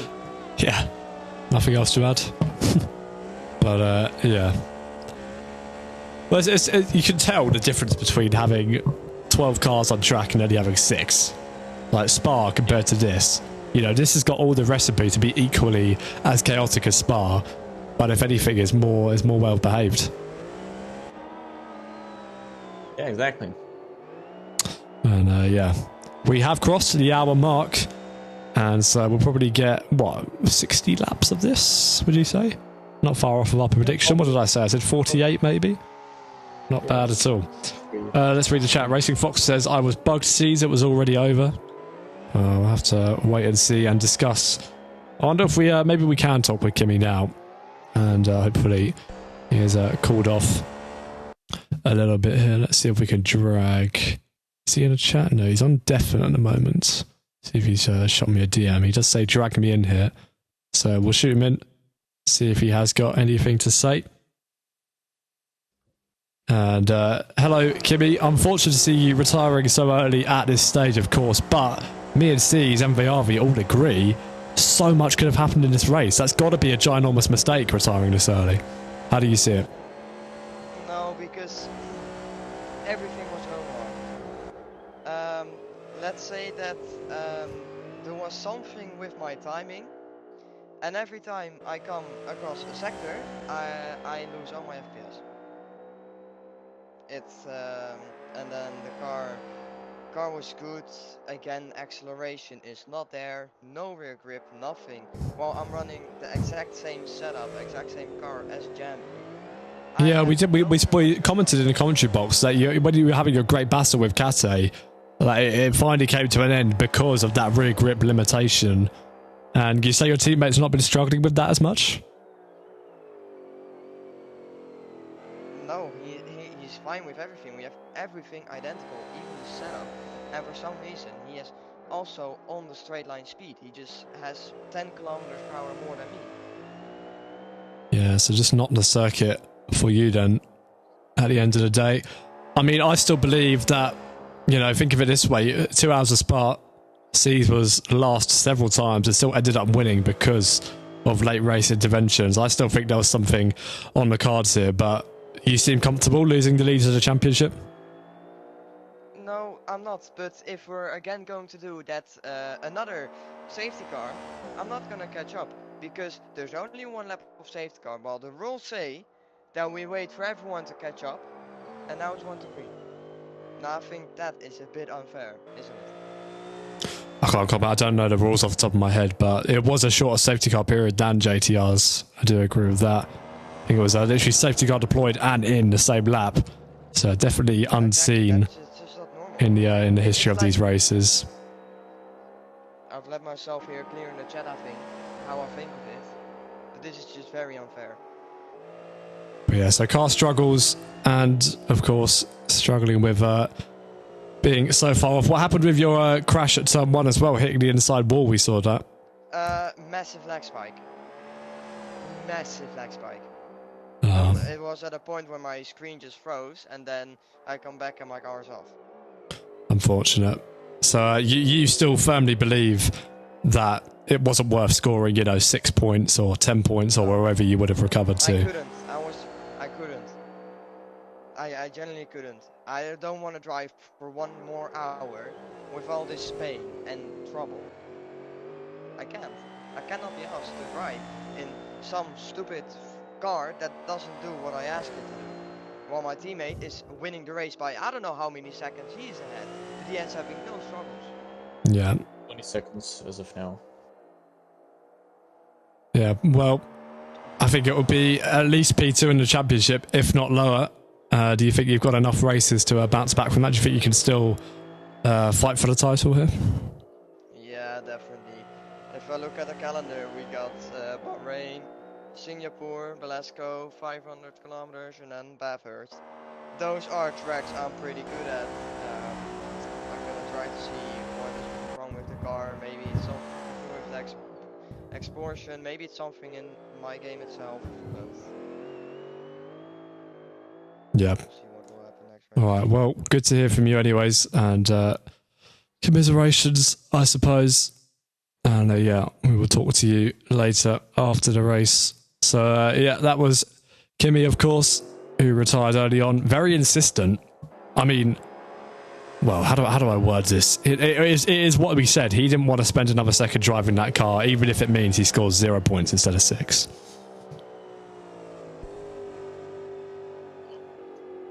And again, I think it's quite maybe a little bit questionable, since I mean, either the car needs to be that bad that you don't even want to score some points. But that's what I'm saying. The mindset clearly was not there. I mean, I didn't want to rage bait him too hard in the commentary box, but it was certainly on my lips. Car driver moves up into P2 as Matteo Catalan comes into the pits and makes a pit stop here. And he drops down to P3. Nevena also comes into the pits. You know what? I reckon a lot of people just mirror what the front runners do. Like, in terms of their strategy. I think if they see like someone with quick pace box, they're just like, oh yeah, I'll box as well. I think we see that quite a lot, don't we? Like we see like Matteo or Jamie pit, and then there'll be at least like 2 or 3 back markers that follow him.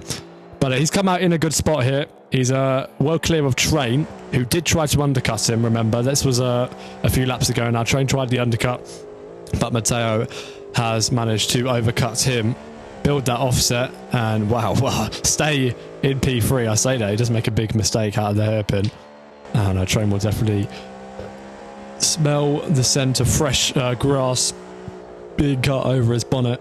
But yeah, 40 seconds the gap for Jammy.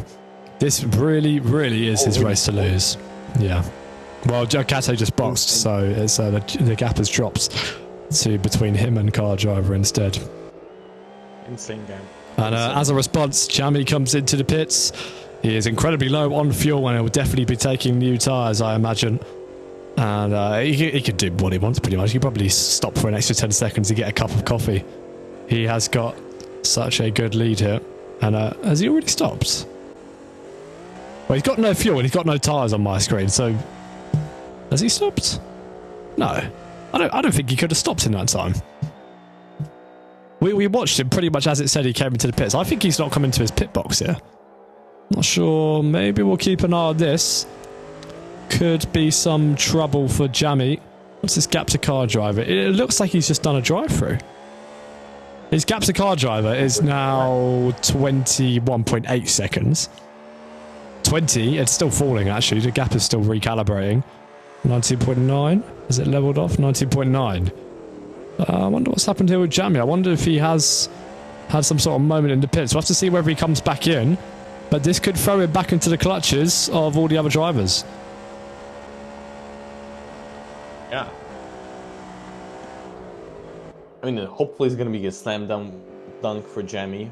He qualified for his sake, yeah. Yeah.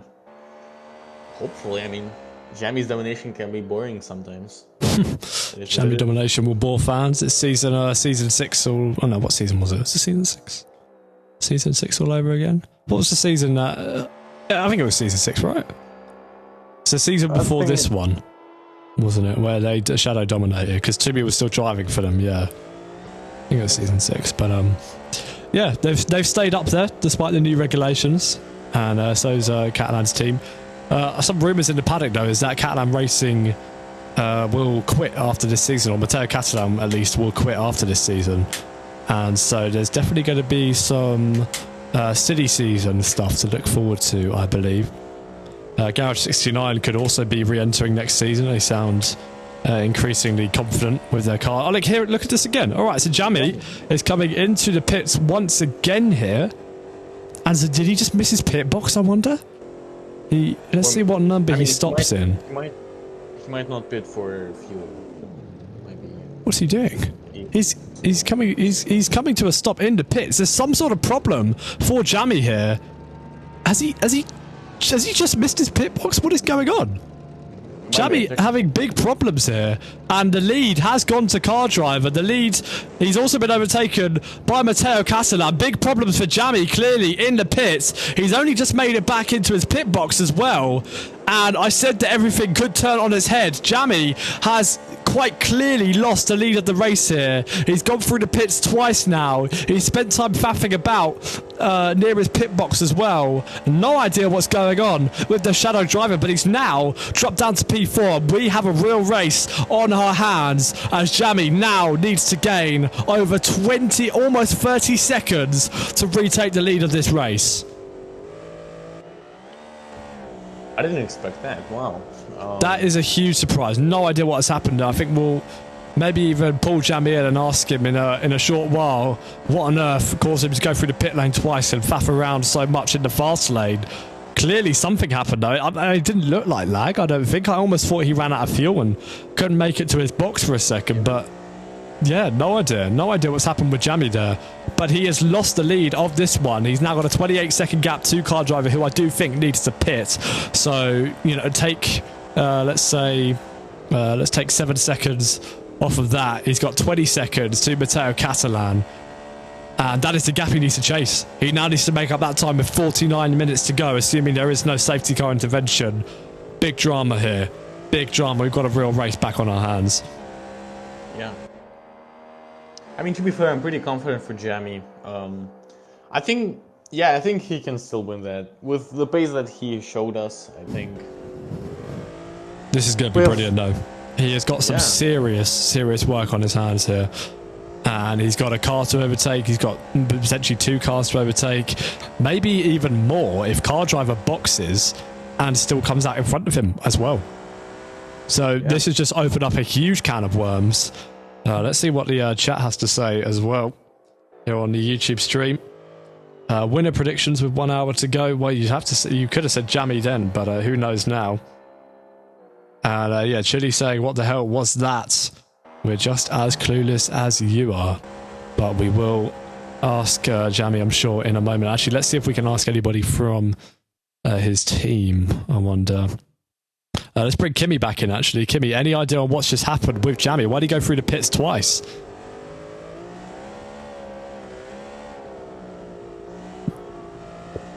I have got no idea. Were you here? Yeah, I wasn't. I was not here. No worries. We'll ask him. We'll ask him. Don't worry, don't worry. Yeah, I'm gonna ask him. I'll be right back. No, I'll get him. Don't worry. Hello, mate. Sorry to drag you in here mid-race. What on earth happened? Through the pit lane twice, faffing around in the fast lane. You've got some serious work cut ahead for you now. Yeah, basically coming into the pits for my pit stop, first time, my mouse had died. So I had to continue, do another lap because I would have missed my pit box. Then had to dig around in the while in the pit lane for my second stop. Had to dig around for my mouse charger. Unbelievable. More technical difficulties for Shadow Racing potentially, but yeah, I was just saying, you've got some serious work cut out for yourself now. Vialvi believes you could do it. Do you believe you could do it? This is going to be really tight. Yeah, we'll see. We'll see. All right, best of luck. I'll leave you to put those lap times in the boards.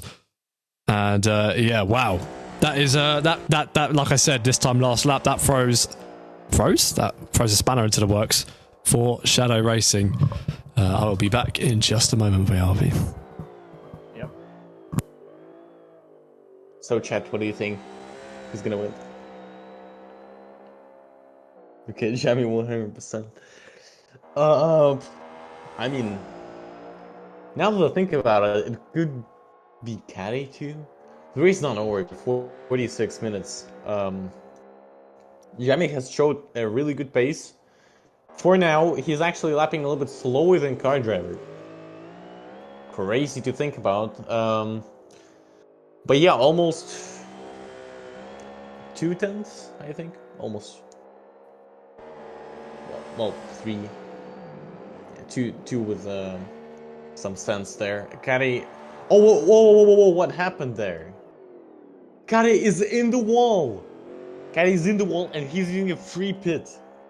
I don't know, guys, if you can see it.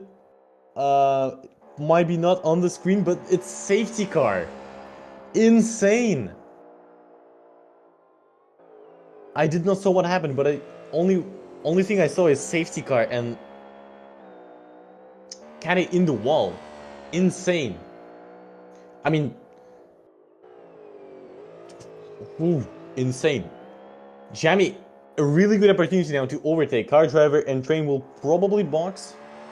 I think Jammy might also box. Oh my god, I don't believe it. I thought you were rage baiting me. What has happened to Matteo Catalan? You said Matteo Catalan had to use his free toe. He put it in the wall. Where did he put it in the wall? Yeah, I have no idea.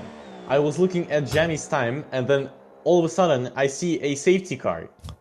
Unbelievable. So Kate now all the way down in P6. Once again, the safety car being called in on the same lap. That is incredibly harsh to these guys that use their free toe, and I guess that must be some sort of new standard that's going to be used. I mean, some people aren't even going to catch up here. Like Tom GL, might not even catch up. They make a pit stop. Like that is absurd. But Matteo Catalan, another one, make it so, yeah, right. Oh my god, okay, so Jammy came into the pits twice, technical difficulties with his mouse, and all of that work that he now has to make up, gone.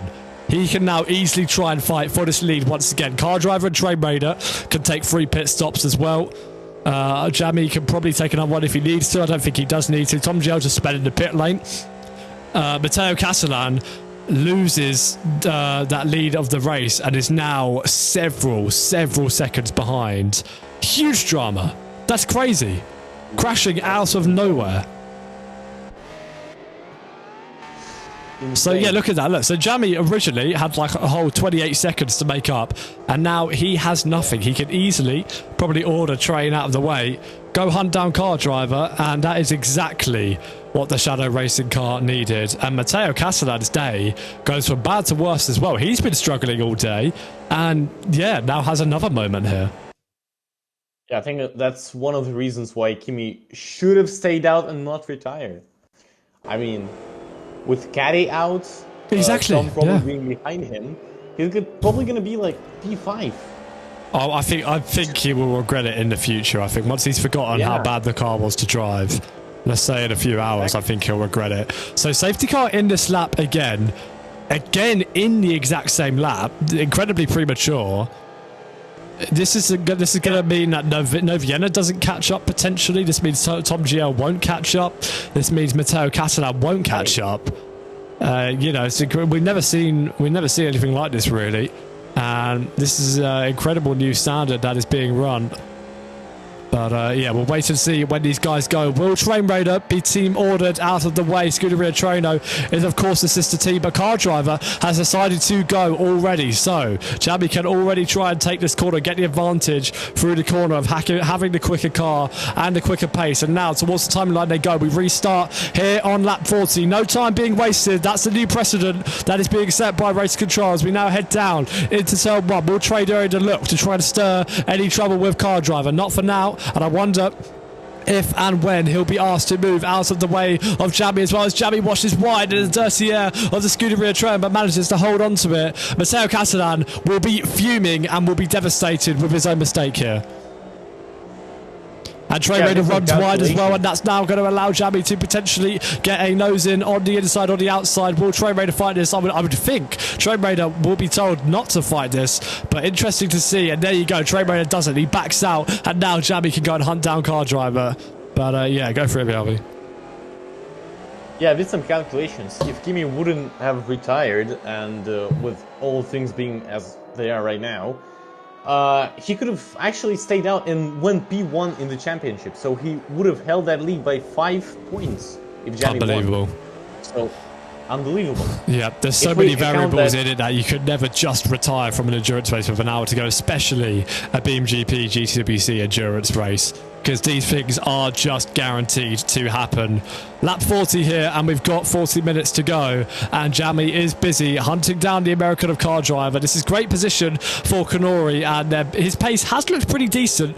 Before the safety car came out, he was matching Jamie on certain laps, so it might not be as clear-cut as we think. It might not be the easiest fight for Jamie, but only time will tell whether the Brit can hunt down the American in front of him in the Kanori car.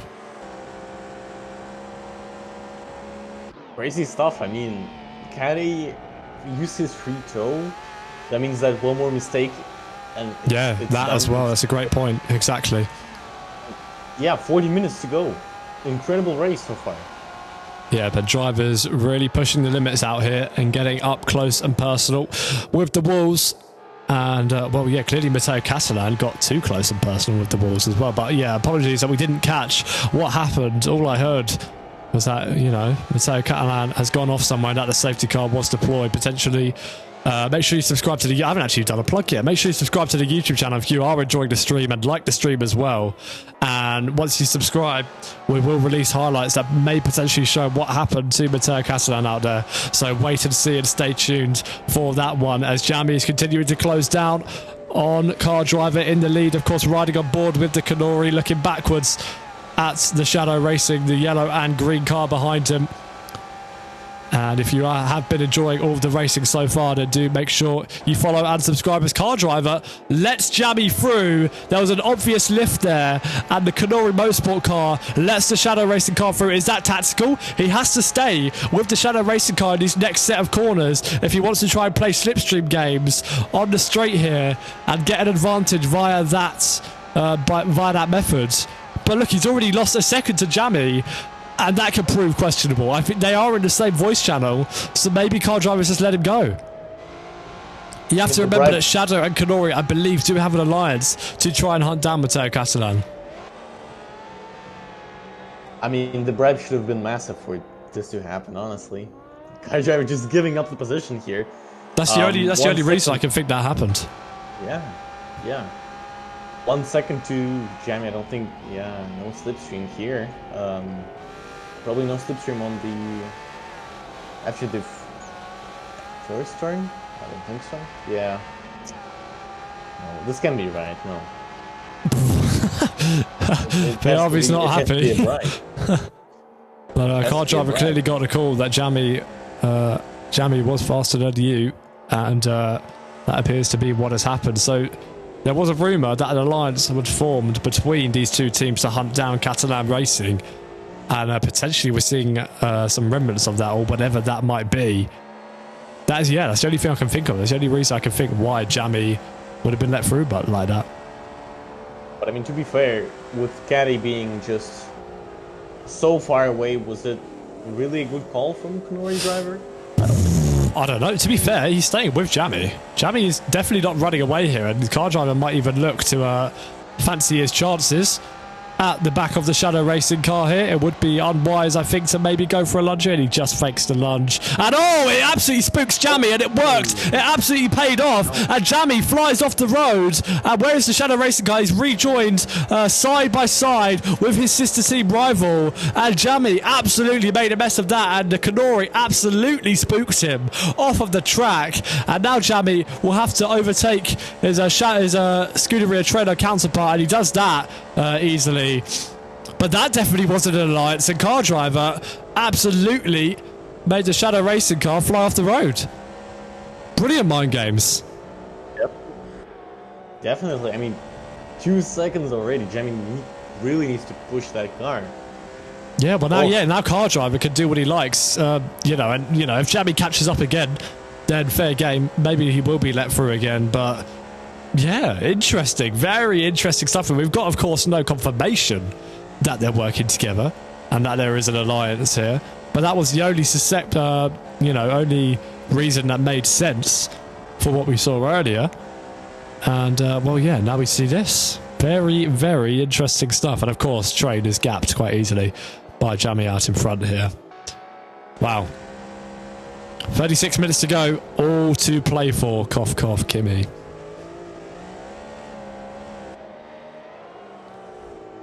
But now Jamie will make his way through the first sector once again. And he shaved a couple of tenths off of the gap between himself and car driver. And he'll just be looking to keep doing that and keep working down that gap once again.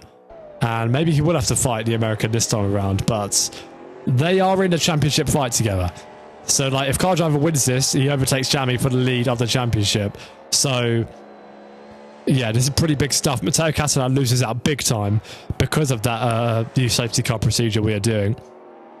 And down in P6, he's not going to score nearly as many points as he'd want to. And you can see Jamie actually made a mistake there again, and the gap went from 1.8 to 2.4. And he needs to, as they would say, lock in here and really focus.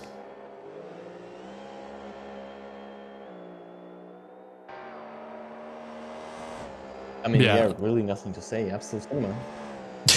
Brilliant. But if you are enjoying everything you are watching, make sure you join the Discord to see the full results of these races as well, and any stewards' decisions to come from any incidents, and follow the Twitch, subscribe to the YouTube, completely free. And if you're bored, you can always just undo it and always change your mind later on. And well, I'm predicting a spicy end to this one, and there's still plenty of action to happen here. Jamie could still bottle it. Imagine Jamie crashes. That would be insane. That would be absolute cinema. Yeah. Spa flashbacks. Oh, God. A race, Shadow Racing will not want to remember that one. But you can see the leader's doing 53 twos and 53 ones, even though Jamie made a mistake. He is still quicker than car driver, evidently. Train Ray doing 55 threes, Nevena and Tom stinking up the gaff in the 58s and the 56s. And Kate wondering how he made such a fatal mistake at the back doing 54s. And still some points to salvage for him, though. We could still get a safety car intervention, and his big gap could easily be reduced. Yeah, that's what desperation does to him. Yeah. crazy amazing race actually. Yeah. Just.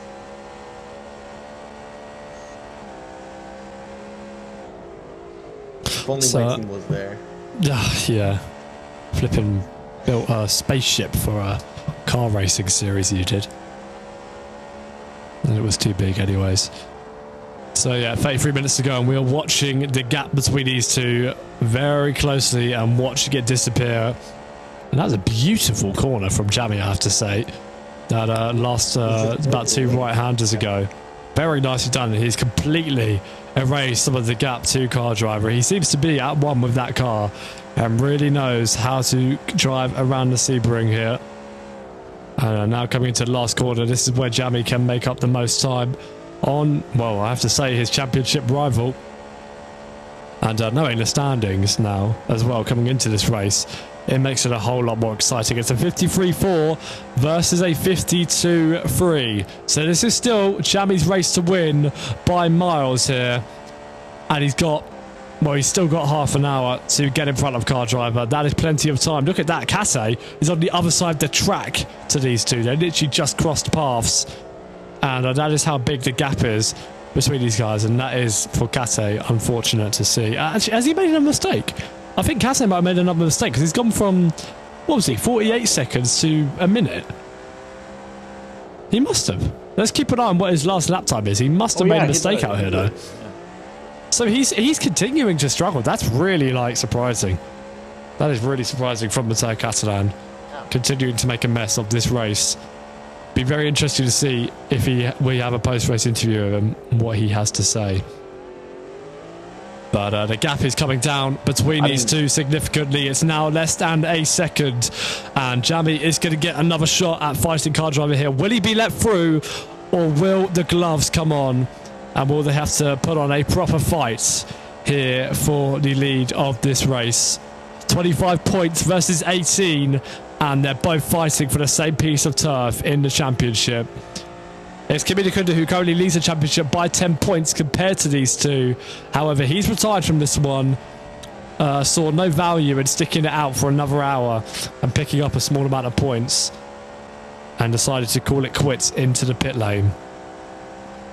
And that has allowed for the championship to be blown wide open pretty much. His car driver has run incredibly wide there, and I don't even think he's going to gain much of an exit compared to Jammy running out that wide. And you can see the gap has been completely erased, and car driver even feels the need to go defensive with Jammy. Oh no, he lets him through. He does let Jammy through, so Jammy is let through once again. We weren't sure if that was going to happen because of the way car driver fought Jammy last time and spooks him off of the road. But the shadow has been let back through into the lead of this one. And surely now Jammy just has to get this one right and pull away. And he can half wrap up this one and take home the big 25 points over his teammate and over Kase, who are both scoring little to none here today. Yeah, but... yeah, for everyone, just a small look back on the P6 and P5. Caddy actually making more mistakes. 101 minutes away from the leader. Yeah, crazy results. Caddy is... I'm pretty sure he's currently... yeah, P3 in the championship standings. 2 points behind Jammy is going to be huge for the championship.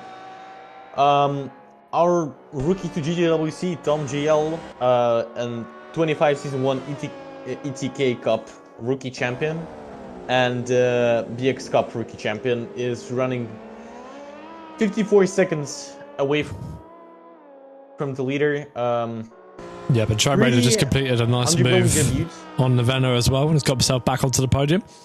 Nicely done for Train. Yeah, I mean, I don't know about you, but I'm not underwhelmed by Tom. I wasn't expecting him to do good. Honestly, I had high hopes for him because he's with never GeForce bringing some upgrades. Right, yeah, but he's never driven against our top level drivers. He's only driven against our rookie drivers and our mid-tier drivers, and even then. He's not dominated every race. He's not won every single race. So what does that tell you? Oh, look at that, Nevena doing some law mowing. that implies that when you then come to race against the quick guys, then you're definitely not going to be winning, and you're definitely not going to be dominating, and that is exactly what we've seen from Tom. So I don't think, you know, I don't think there was any foundation to believe he would have done good today. Hate watch. Generational hate watch. But yeah. Yeah, but I mean, at the same time, we have Novena here, who... Oh, of course, and Novena's not good. I'm not saying Novena's good either. I mean, I don't want to talk bad about drivers massively on stream, but, you know, expectations, you gotta put them in the right place, you know? Car driver, while we were having that discussion, has gone for the undercuts on Jammy. You could say he's made his pit stop, and this might be to the end of the race now, unless we get an intervention, because we've only got 27 minutes to go. This one's gone quite quick, actually, I have to say. And, yeah, Jammy will need to pit sooner rather than later, I imagine, as well, and to prevent any undercut threat from car driver. He did do a 52.9 last time around, so the pace is still there. And I'll just have to wait and see what he decides to do with his strategy. Where is Kate? What is going on with Kate? Kate's in the wall! Oh my goodness me, Kate's in the wall again! Kate, where's he gone off? He's gone off at the beginning of Sector 1 here, and he's trying to escape from the tyre barrier, and he's just about managed to do it. And my word, Matteo Catalan is having a disaster class out there. It was going all so well in the early stages of this race, and now he's gone from wall to wall pretty much, and just keeps making a mess of things. He's still now down in P6 as a result. Crazy. If only we had the yellow flag system working, otherwise we don't even know these things are happening out there. It's crazy. Yeah, exactly. Hopefully there is no safety car, because that means that car driver actually made a really good call there. Well, no, if there's a safety car, Jammy gets to stay in his lead. I think it helps Jammy more, does it not? I mean... Because Jammy gets to stay in the lead and gets to keep fresher tyres. If there was no gap between them, it would help car driver, yeah. But I'm pretty sure, yeah. I mean, car driver just pitted, so Jamie would need to slow down a little bit. And then car driver can catch up. Oh, like that? Oh, okay, yes, you're right. I'm thinking like a traditional safety car. Okay. Yes, all right. I'm with you. I'm on the same page. Yes, you're right. That would hurt. Because he would have to drop to, yeah, I don't remember what it is, but everybody else gets to catch up to him. So, yes, all right, I'm with you.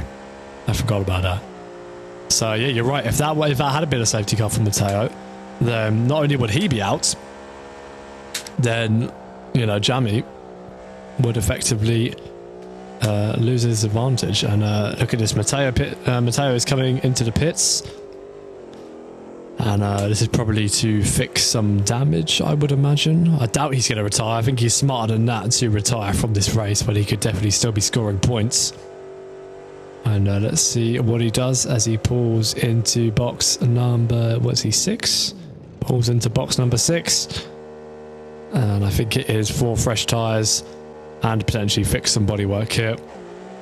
So, yep, like I said, bad to worse for Matteo Catalan, and he is lapped by the leader. There you go. You're going to struggle to get that back now, especially as the safety cars aren't even staying out for long enough for you to be waved by. So, say goodbye to that. Matteo Catalan, it has to be said. And yeah, very unfortunate. I wonder if he had a tangle with Noviena, by the way, because Noviena's just done a 2 minutes 16, unless Noviena boxed. Noviena did box as well, but that was 4 minutes ago, so yeah, not sure. I mean, if our flag system would have worked, then probably... Yeah, would be nice. Not sure where that's disappeared to, but hopefully it's back for next race. But yeah, other than that, nothing else to comment on at the moment. Jammy is still out in the lead, pacing himself. Last time around was only a 55.3, to be fair. He made him... Oh my god, he's just gone off the track again as well. Jammy making a couple of mistakes here, and that's not good. That means when he next boxes, it's going to allow car driver to potentially take the lead of this race. So he just needs to get a couple clean laps together here, get back on form, get back on the pace if he wants to win this one. And car driver is just sitting pretty at the moment on the fresher tyres, but he is getting an offset built to Jammy. And yeah, it'll be interesting to see if and when Jammy decides to pit. I don't think he can go to the end. Not on that fuel, he can't. Oh yeah. I think he's gonna pit probably about maybe in 5 laps for sure. Yeah.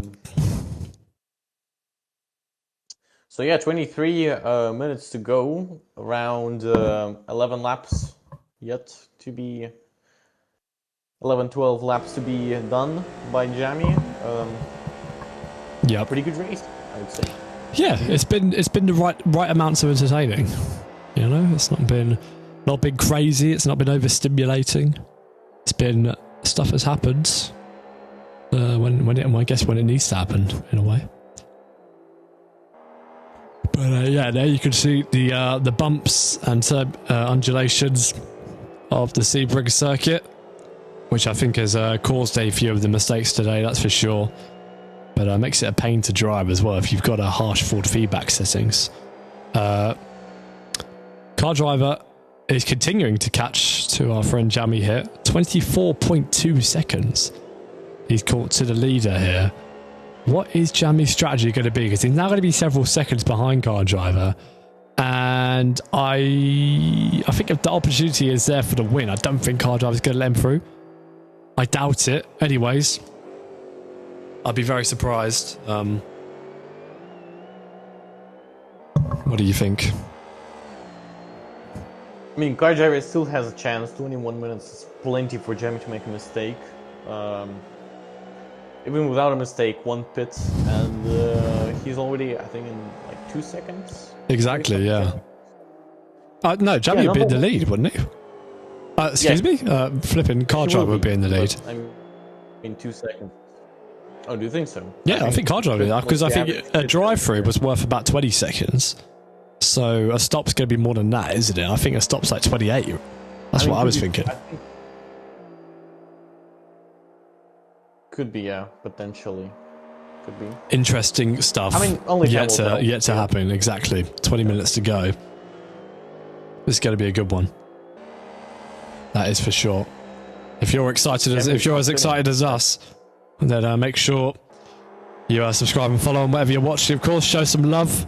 And if you want to take part, then you could join the Discord and start your own career inside of BeamGP here and get into BeamNG sim racing and make your way up the ladder and drive these cars. But yeah, this is looking interesting here. I don't think Jamie can stay out here. I guess when he pits, he's going to have a huge offset to car driver, but he's just got to make sure that he can make that gap up, because he is going to have a gap to car driver. I think car driver is going to be in front of him.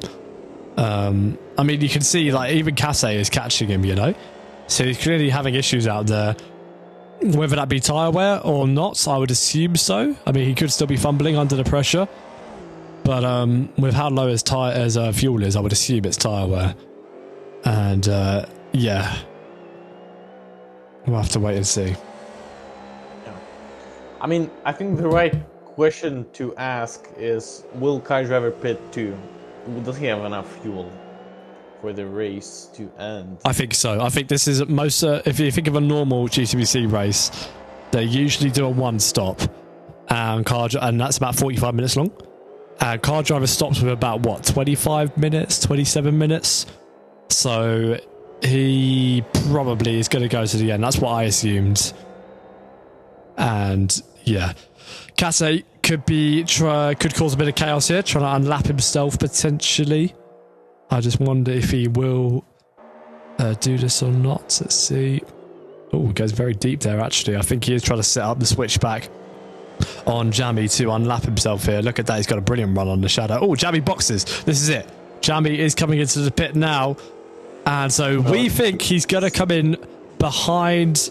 what's his face? Car driver, excuse me. We think he's going to come in behind car driver here.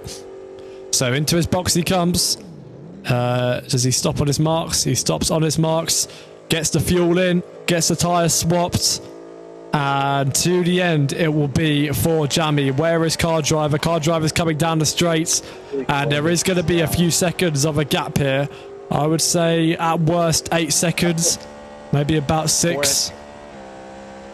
And out of the pit lane he comes. It should be catchable though.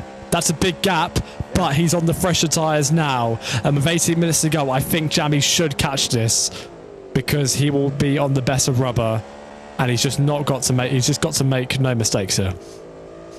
Yeah, Jammy really needs to lock in here. No, yeah, he's been undercut. That is for sure. No pressure. I don't think Car Driver's just gonna roll over onto his belly and let this one slide this time as well. I think this one's going to be for the race victory, but as we've been saying all stream, only time will tell when it comes to this. And yeah, it is certainly not over yet. Not over yet. Yeah. You got a feel for Matteo Catalan, who just for some reason has been a little bit off this time around. Maybe he's had less practice. Maybe he's just not been feeling as comfortable with the circuit. But we've been seeing lots of rare mistakes. Apparently Noviena's dead, according to Govinda. Let's get a look at Noviena. Oh my goodness. We could still get a safety car. We do get a safety car. Noviena has towed to the pits, and that brings Jammy. Whenever Jammy has work to do, somebody bins it. And now Jammy can pounce on Car Driver once the safety car ends. What happened? And that's amazing for Kate. Although Kate has come into the pits, which is probably not the smartest move. I think Kate should probably have stayed out of the pit so he can actually catch up and have a chance in this race.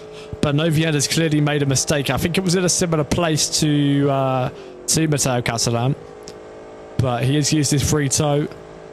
He still gets one life left though, of course. And will be able to exit the pits and continue on. And yeah, look at that. Look, Matteo Catalan. Oh my goodness me, Matteo Catalan should have stayed out so that he could try and unlap himself and have a better chance here. But yep, that is all she wrote with that kind of. Go on. Car Driver is, I think, in huge troubles right now. He has older tires. He has significantly as well, significantly older. Potentially, yeah. Potentially, he has not enough fuel to actually get over with the race. I think he'd be alright. If he didn't have enough fuel, I think he would have stopped now. I think he would have stopped there if he was worried. But I think he should be okay. I think it's better to, even if you are like questioning if you have enough fuel, I think it's better to actually stay out and try to fight for the potential win. The safety car has just been recalled here. I wonder if that resets the 1 to green. I don't know if that's an automatic process, but if that does, that means we get our first safety car since JTR's where we don't get called on the same lap here. And I think that's what's been done. So we're getting a bit of a Michael Massey moment here. Drivers are going to be allowed to catch up, and I fear that's to make the race more entertaining, but here we go. It's race control, I guess, and they can decide however way they want to run the race. And yeah, we'll have to wait and see what happens. We'll wait and see. Well, I could be completely wrong. We could get green this lap here when we get to the VRV's Bishop Straight. And no, it's actually called Bishop Straight, actually. Oh yeah, I know. I was poking fun at you. Don't worry. Here we go. Let's see. Is the safety car called in? This would track up with the last 2 safety cars that we've had. And there you go. It is not. So race control. It's been 50-50 with these safety cars. Half of them, they've not let the field catch up, and half of them they essentially have. That will spark some debate with the drivers. BRV, do you think that's fair? I mean, I think Kimi Dakunda is going to be so pissed about it. Yeah. No, Govinda says in chat he doesn't think it's fair. I think the drivers will definitely be wrestled by this. And yeah, there you go. We will get 1 to green this time around instead. And yeah, I think this has just been done for the sake of racing, and it's clearly a disadvantage compared to the other safety cars. Questionable decisions here. Questionable decisions. But actually, a fact check. It's not a Bishop Straight. The straight before that is a Bishop. Oh this my goodness. One is Ullman's Straight. So you googled it and you didn't even get it right. Yeah, it turns out to be, yeah. Oh my goodness me. Still a mistake here. But yeah.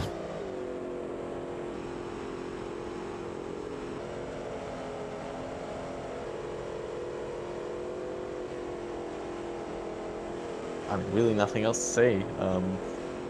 No, yeah. Amazing stuff. Well, this is music to the ears of Matteo Catalan. He's just crossing the start-finish line now. He's only going to have a little bit of a gap, I think.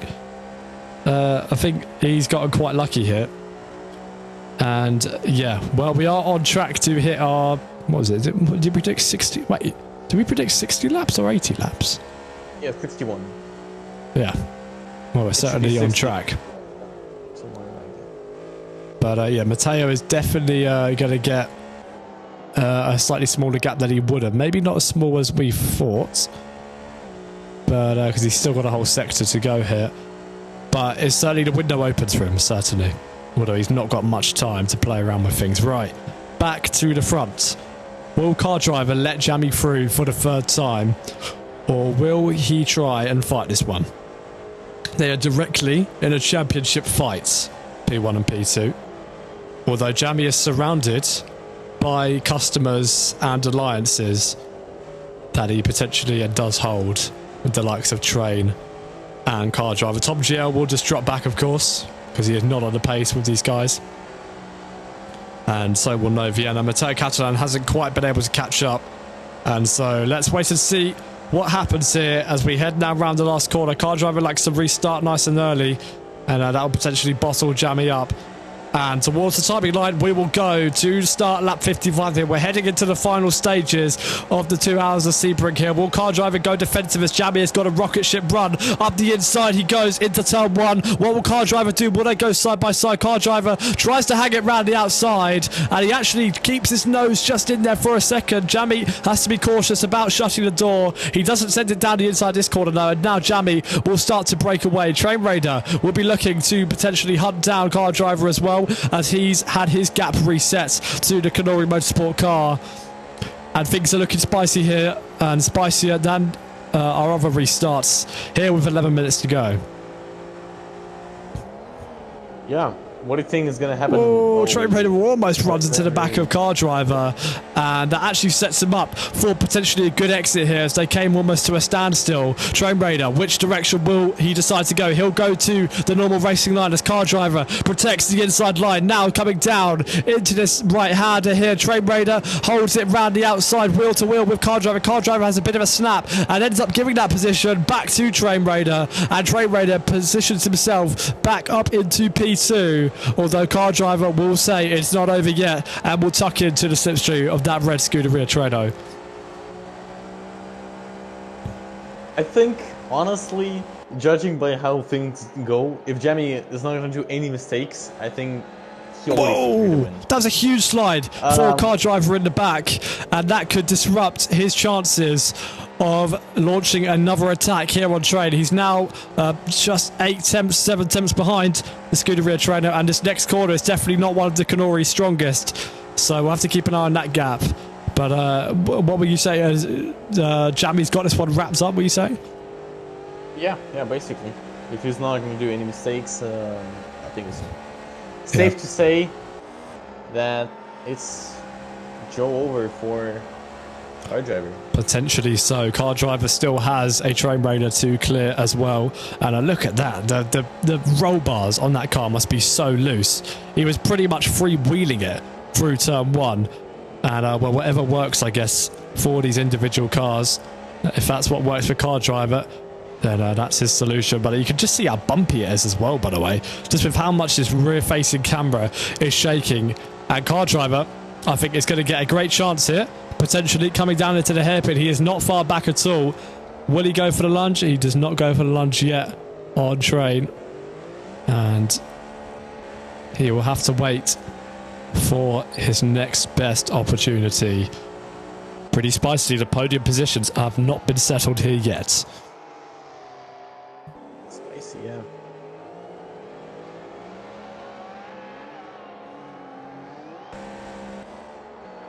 Train Raider from car driver, then Tom GL, then Noviana, then Matteo Castellan, who's had a rare poor performance today. And hopefully we can ask him a few questions about that later. Jamie has not completely checked out yet. He's yet to set a 52 or a 53. And still trying to get back into the rhythm, I believe. And it really is all eyes on car driver and train, I think, for the rest of this race, you have to say. And yeah, this is going to be an interesting one for sure, whether Train Raider will be able to hold on or not. What are your predictions? What do you think? Well, I was just thinking the same, mate. And look at that train actually catching Jammy quite a lot through that corner. I don't think Jammy has completely checked out yet. He is still making mistakes out here. Potentially the pressure is starting to get to him. And look, he's only 180 feet in front. Yeah. And look who's behind. The Scuderia Treno waiting for Pounce as well. This could still be a three-way fight for the lead. Dare I speak too soon? And, you know, Trade and car driver both make mistakes. But, yeah, Jammy is not checking out in the same way that we've expected him to. Possibly there might be a team order, maybe. I'm just saying. But Train Raider can possibly just defend from car driver and secure P1 for his kind of a... Well, it's quite interesting because all these three are all in the same voice chat. And so, you know, there might be some nicey stuff, but P1 and P3 are in a direct fight here. And so they've kind of got this problem of trade in the middle, and this problem that they're all in the same voice chat, and that there might be potential alliances, but that might be stopping them from, you know, going full flat out and having this proper fight here. We've still got 6.5 minutes to decide it, and Trade is back within a second of Jammy. Let's see. I mean, this is not over. Oh, and Jammy has run incredibly wide, and that has put Trade right on the back of the Shadow Racing car, and almost wheel to wheel with Jammy. Jammy is having big problems here. Jammy is not checking out one bit at all, and that's going to allow Train to potentially look up the inside of the Shadow. Train Raider could still yet go for a victory here in GTWC. Into the final corner they go. Do they go wheel to wheel successfully? Jammy is looking for the switchback on Train Raider. This has all just got incredibly exciting. With 6 minutes to go, Train Raider leads the race for the first time here, and Jammy is probably quite puzzled. He probably can't believe that he's not being able to pull away from these guys. He must just be making... Oh, Train Raider's bounced off the inside wall! I don't believe it! Has Train Raider got into the wall? He's just kept it out. Very, very close call for the Scuderia Treno car. He's so nearly done what his counterpart in the other Shadow Racing did in the middle stages of this race, and for his sake, let's hope he doesn't have steering damage, but he gets the lead and immediately makes a mistake and makes a mess of it, and now down in P3, 2.5 seconds behind. I'm not sure he'll be able to catch a lot of that gap back up quite yet, but we'll have to wait and see. P1 and P2 could still fight here and could still play games. Yeah, this means for car driver that there is no one stopping him to overtake Jammy. Well, that's what I'm saying. Would they be nicey, or surely at this stage of the race, with 5 minutes to go, you would just go flat out. It doesn't matter if you're in alliance or not. Surely you would just race. They're championship contenders. They're both almost level on points. There's about 2-point difference, if not 4 points between these guys. And so surely they're going to go flat out for it. I can't see how they couldn't. It's 3 laps to go, so I mean everything can happen. I mean. Insane racing, insane. Jammy just needs to keep all 4 of his wheels within the racing surface and to stop making mistakes. This time around, last lap, he made a crucial error, which is what put Trade into the lead ever so briefly. And Jammy, look at that, already trying to break some slipstream. And you can see when they get to the top of the 6th gear, then that's when car driver starts to really see the effects of the slipstream gain. But Jammy setting himself up for a good corner here. I think he started to take it easy towards the end of this race, and that has cost him slightly. But he's managing to maintain this gap so far. Yeah, 2 laps to go. I think we're gonna have a third one from now on. I mean, potentially. I think you're right that it could be 2 laps here to sort this one out. 9 tenths. Just under 9 tenths is the gap between Car Driver and Jammy. Car Driver has locked in. He's taking advantage of Jammy making these mistakes. That Canori is slightly slower in a straight line, and so he's going to have to really maximise all of his corners if he wants any chance at winning this one. And look how much he gained under braking. That is unbelievable. The gap goes from 9 tenths then all the way down to 6, and now he's getting a slipstream down to this corner, and now he's going to have a potential look and a potential chance. Will he spook Jammy once again? He's already spooked him once in this corner. Will he spook him twice? Jammy almost makes that same mistake. He goes wide of the apex and baits me into thinking that he might run off the track once again, but this time he learns from his error last time out with Car Driver and manages to keep it on the road. But he is just going slower, isn't he? He is just going slower. There's no two ways about it. Car Driver has a real chance of winning this race and getting ahead of Jammy on points here and leading the championship. Jammy once again running slightly wide. That's allowed Car Driver to close in and gain on him through this section, and really pushing the limits is Car Driver, and I think actually had to lift off there for the oversteer to make sure he didn't get a corner cutting penalty. Is it going to be last? I think we're just going to get what's it, 1 more lap, 2 more laps here. It's going to come down to the wire on whether how long Jammy will have to survive out in front. And I think we will get, let's see, we're going to get 2 more laps, I think. We will get 2 more laps here. So, penultimate lap of this one. Jammy has built a good gap then after Car Driver made a mistake there as we were coming on to the back straights.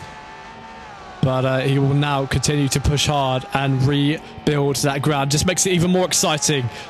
And it will give him more momentum when he eventually catches back up to the back of that Shadow Racing car, if he can. If he can. Yeah, hopefully Car Driver won't make any mistakes. It's still really realistic for him to win that race, since it's just 2 laps. 2 laps of racing. Jammy can always make a mistake, and we saw that in this race. Car Driver only 2 seconds behind him.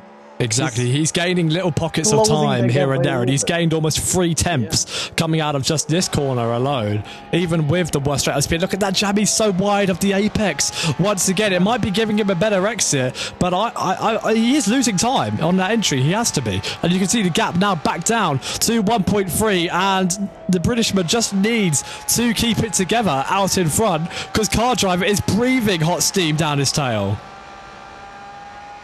Exactly, and in the last straights, it's what it decides. Look at that, Car Driver is absolutely maximising these corners. He is really pushing these exits, and you can see he's using all of the track available to him. We are going to get 1 lap, I think, to decide this one. It's going to be 1 crucial lap, maybe one of the most important laps for Jammy in his career. Same goes for Car Driver, at least one of the most important laps in this season. The gap is 1.4, and Car Driver has been cutting that down significantly every lap. Here we go, round the last corner for the penultimate time, and we are gonna get 1 more lap of racing here.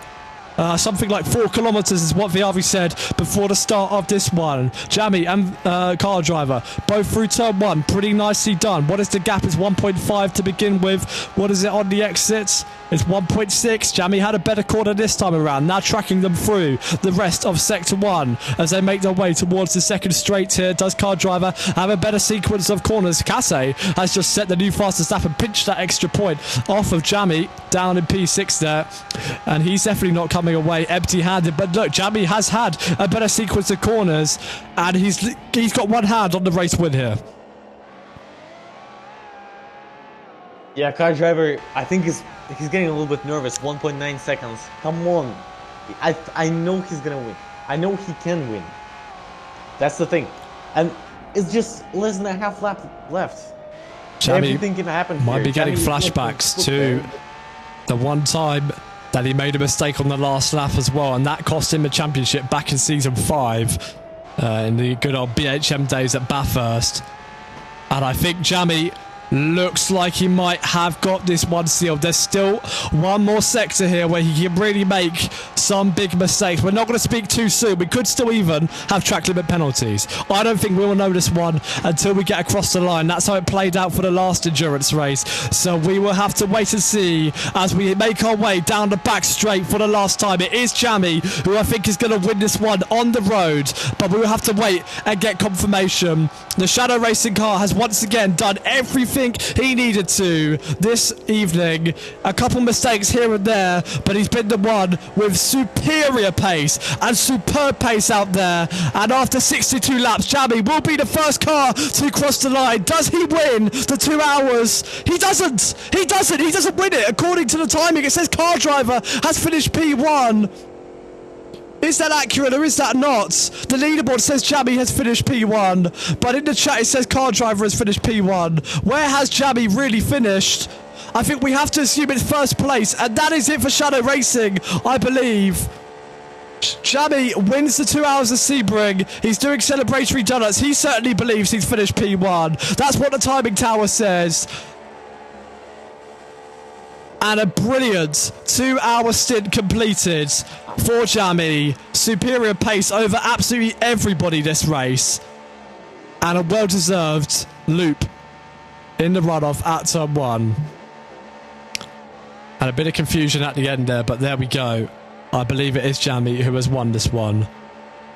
And he is obviously pleased about that. Well, I mean, certainly a really interesting race to look was. Really good. I mean, honestly, I'm quite intrigued to ask Jammy, especially car driver, to give us some comments on the race. Yeah, but let's do it pronto. Let's get the confirmed race winner in here. There wasn't too sure if you had won that coming across the line. Of course, bit of PTSD from the track limit penalty at Spa, and then the chat saying car driver had finished P1. But it is all said and done, and after you have just had the best pace by miles all evening, you come home to finish P1. How do you feel? I'm sweaty. I'm so sweaty right now. Jesus Christ. Yeah, fumbling at the end, I have to say. Wow. Take us from the start. Take us from the start. That one was uneventful, to be honest. It's fine for me.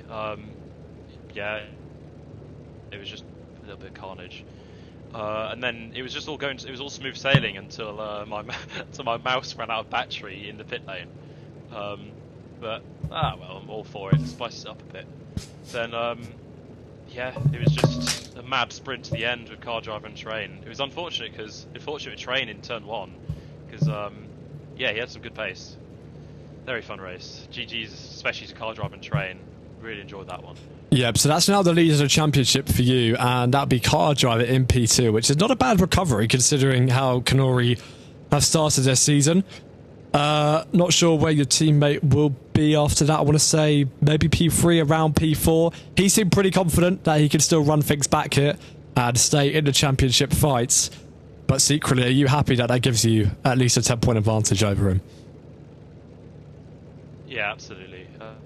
Yeah, it was sad he retired. But at this point, I think the constructor's title is all but sealed. So I think the driver's title is any man's game at this point. I think it's free to race for Shadow Racing at this point.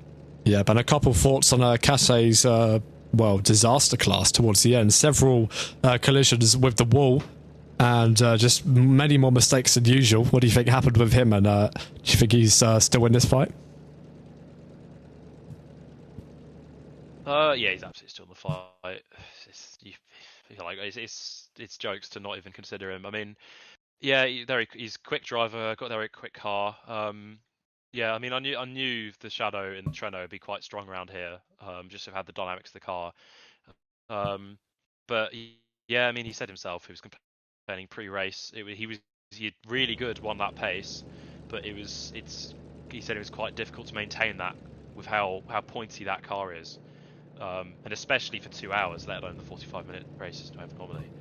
So yeah, I mean, I think once I mean, it happened with me in Spa, happened with Kimi here, and also Kate. It's just once you've lost the flow, like once you've hit the wall, your whole flow is ruined, and it just ends up spiraling and it gets worse and worse. But I don't doubt he'll come back strong next race.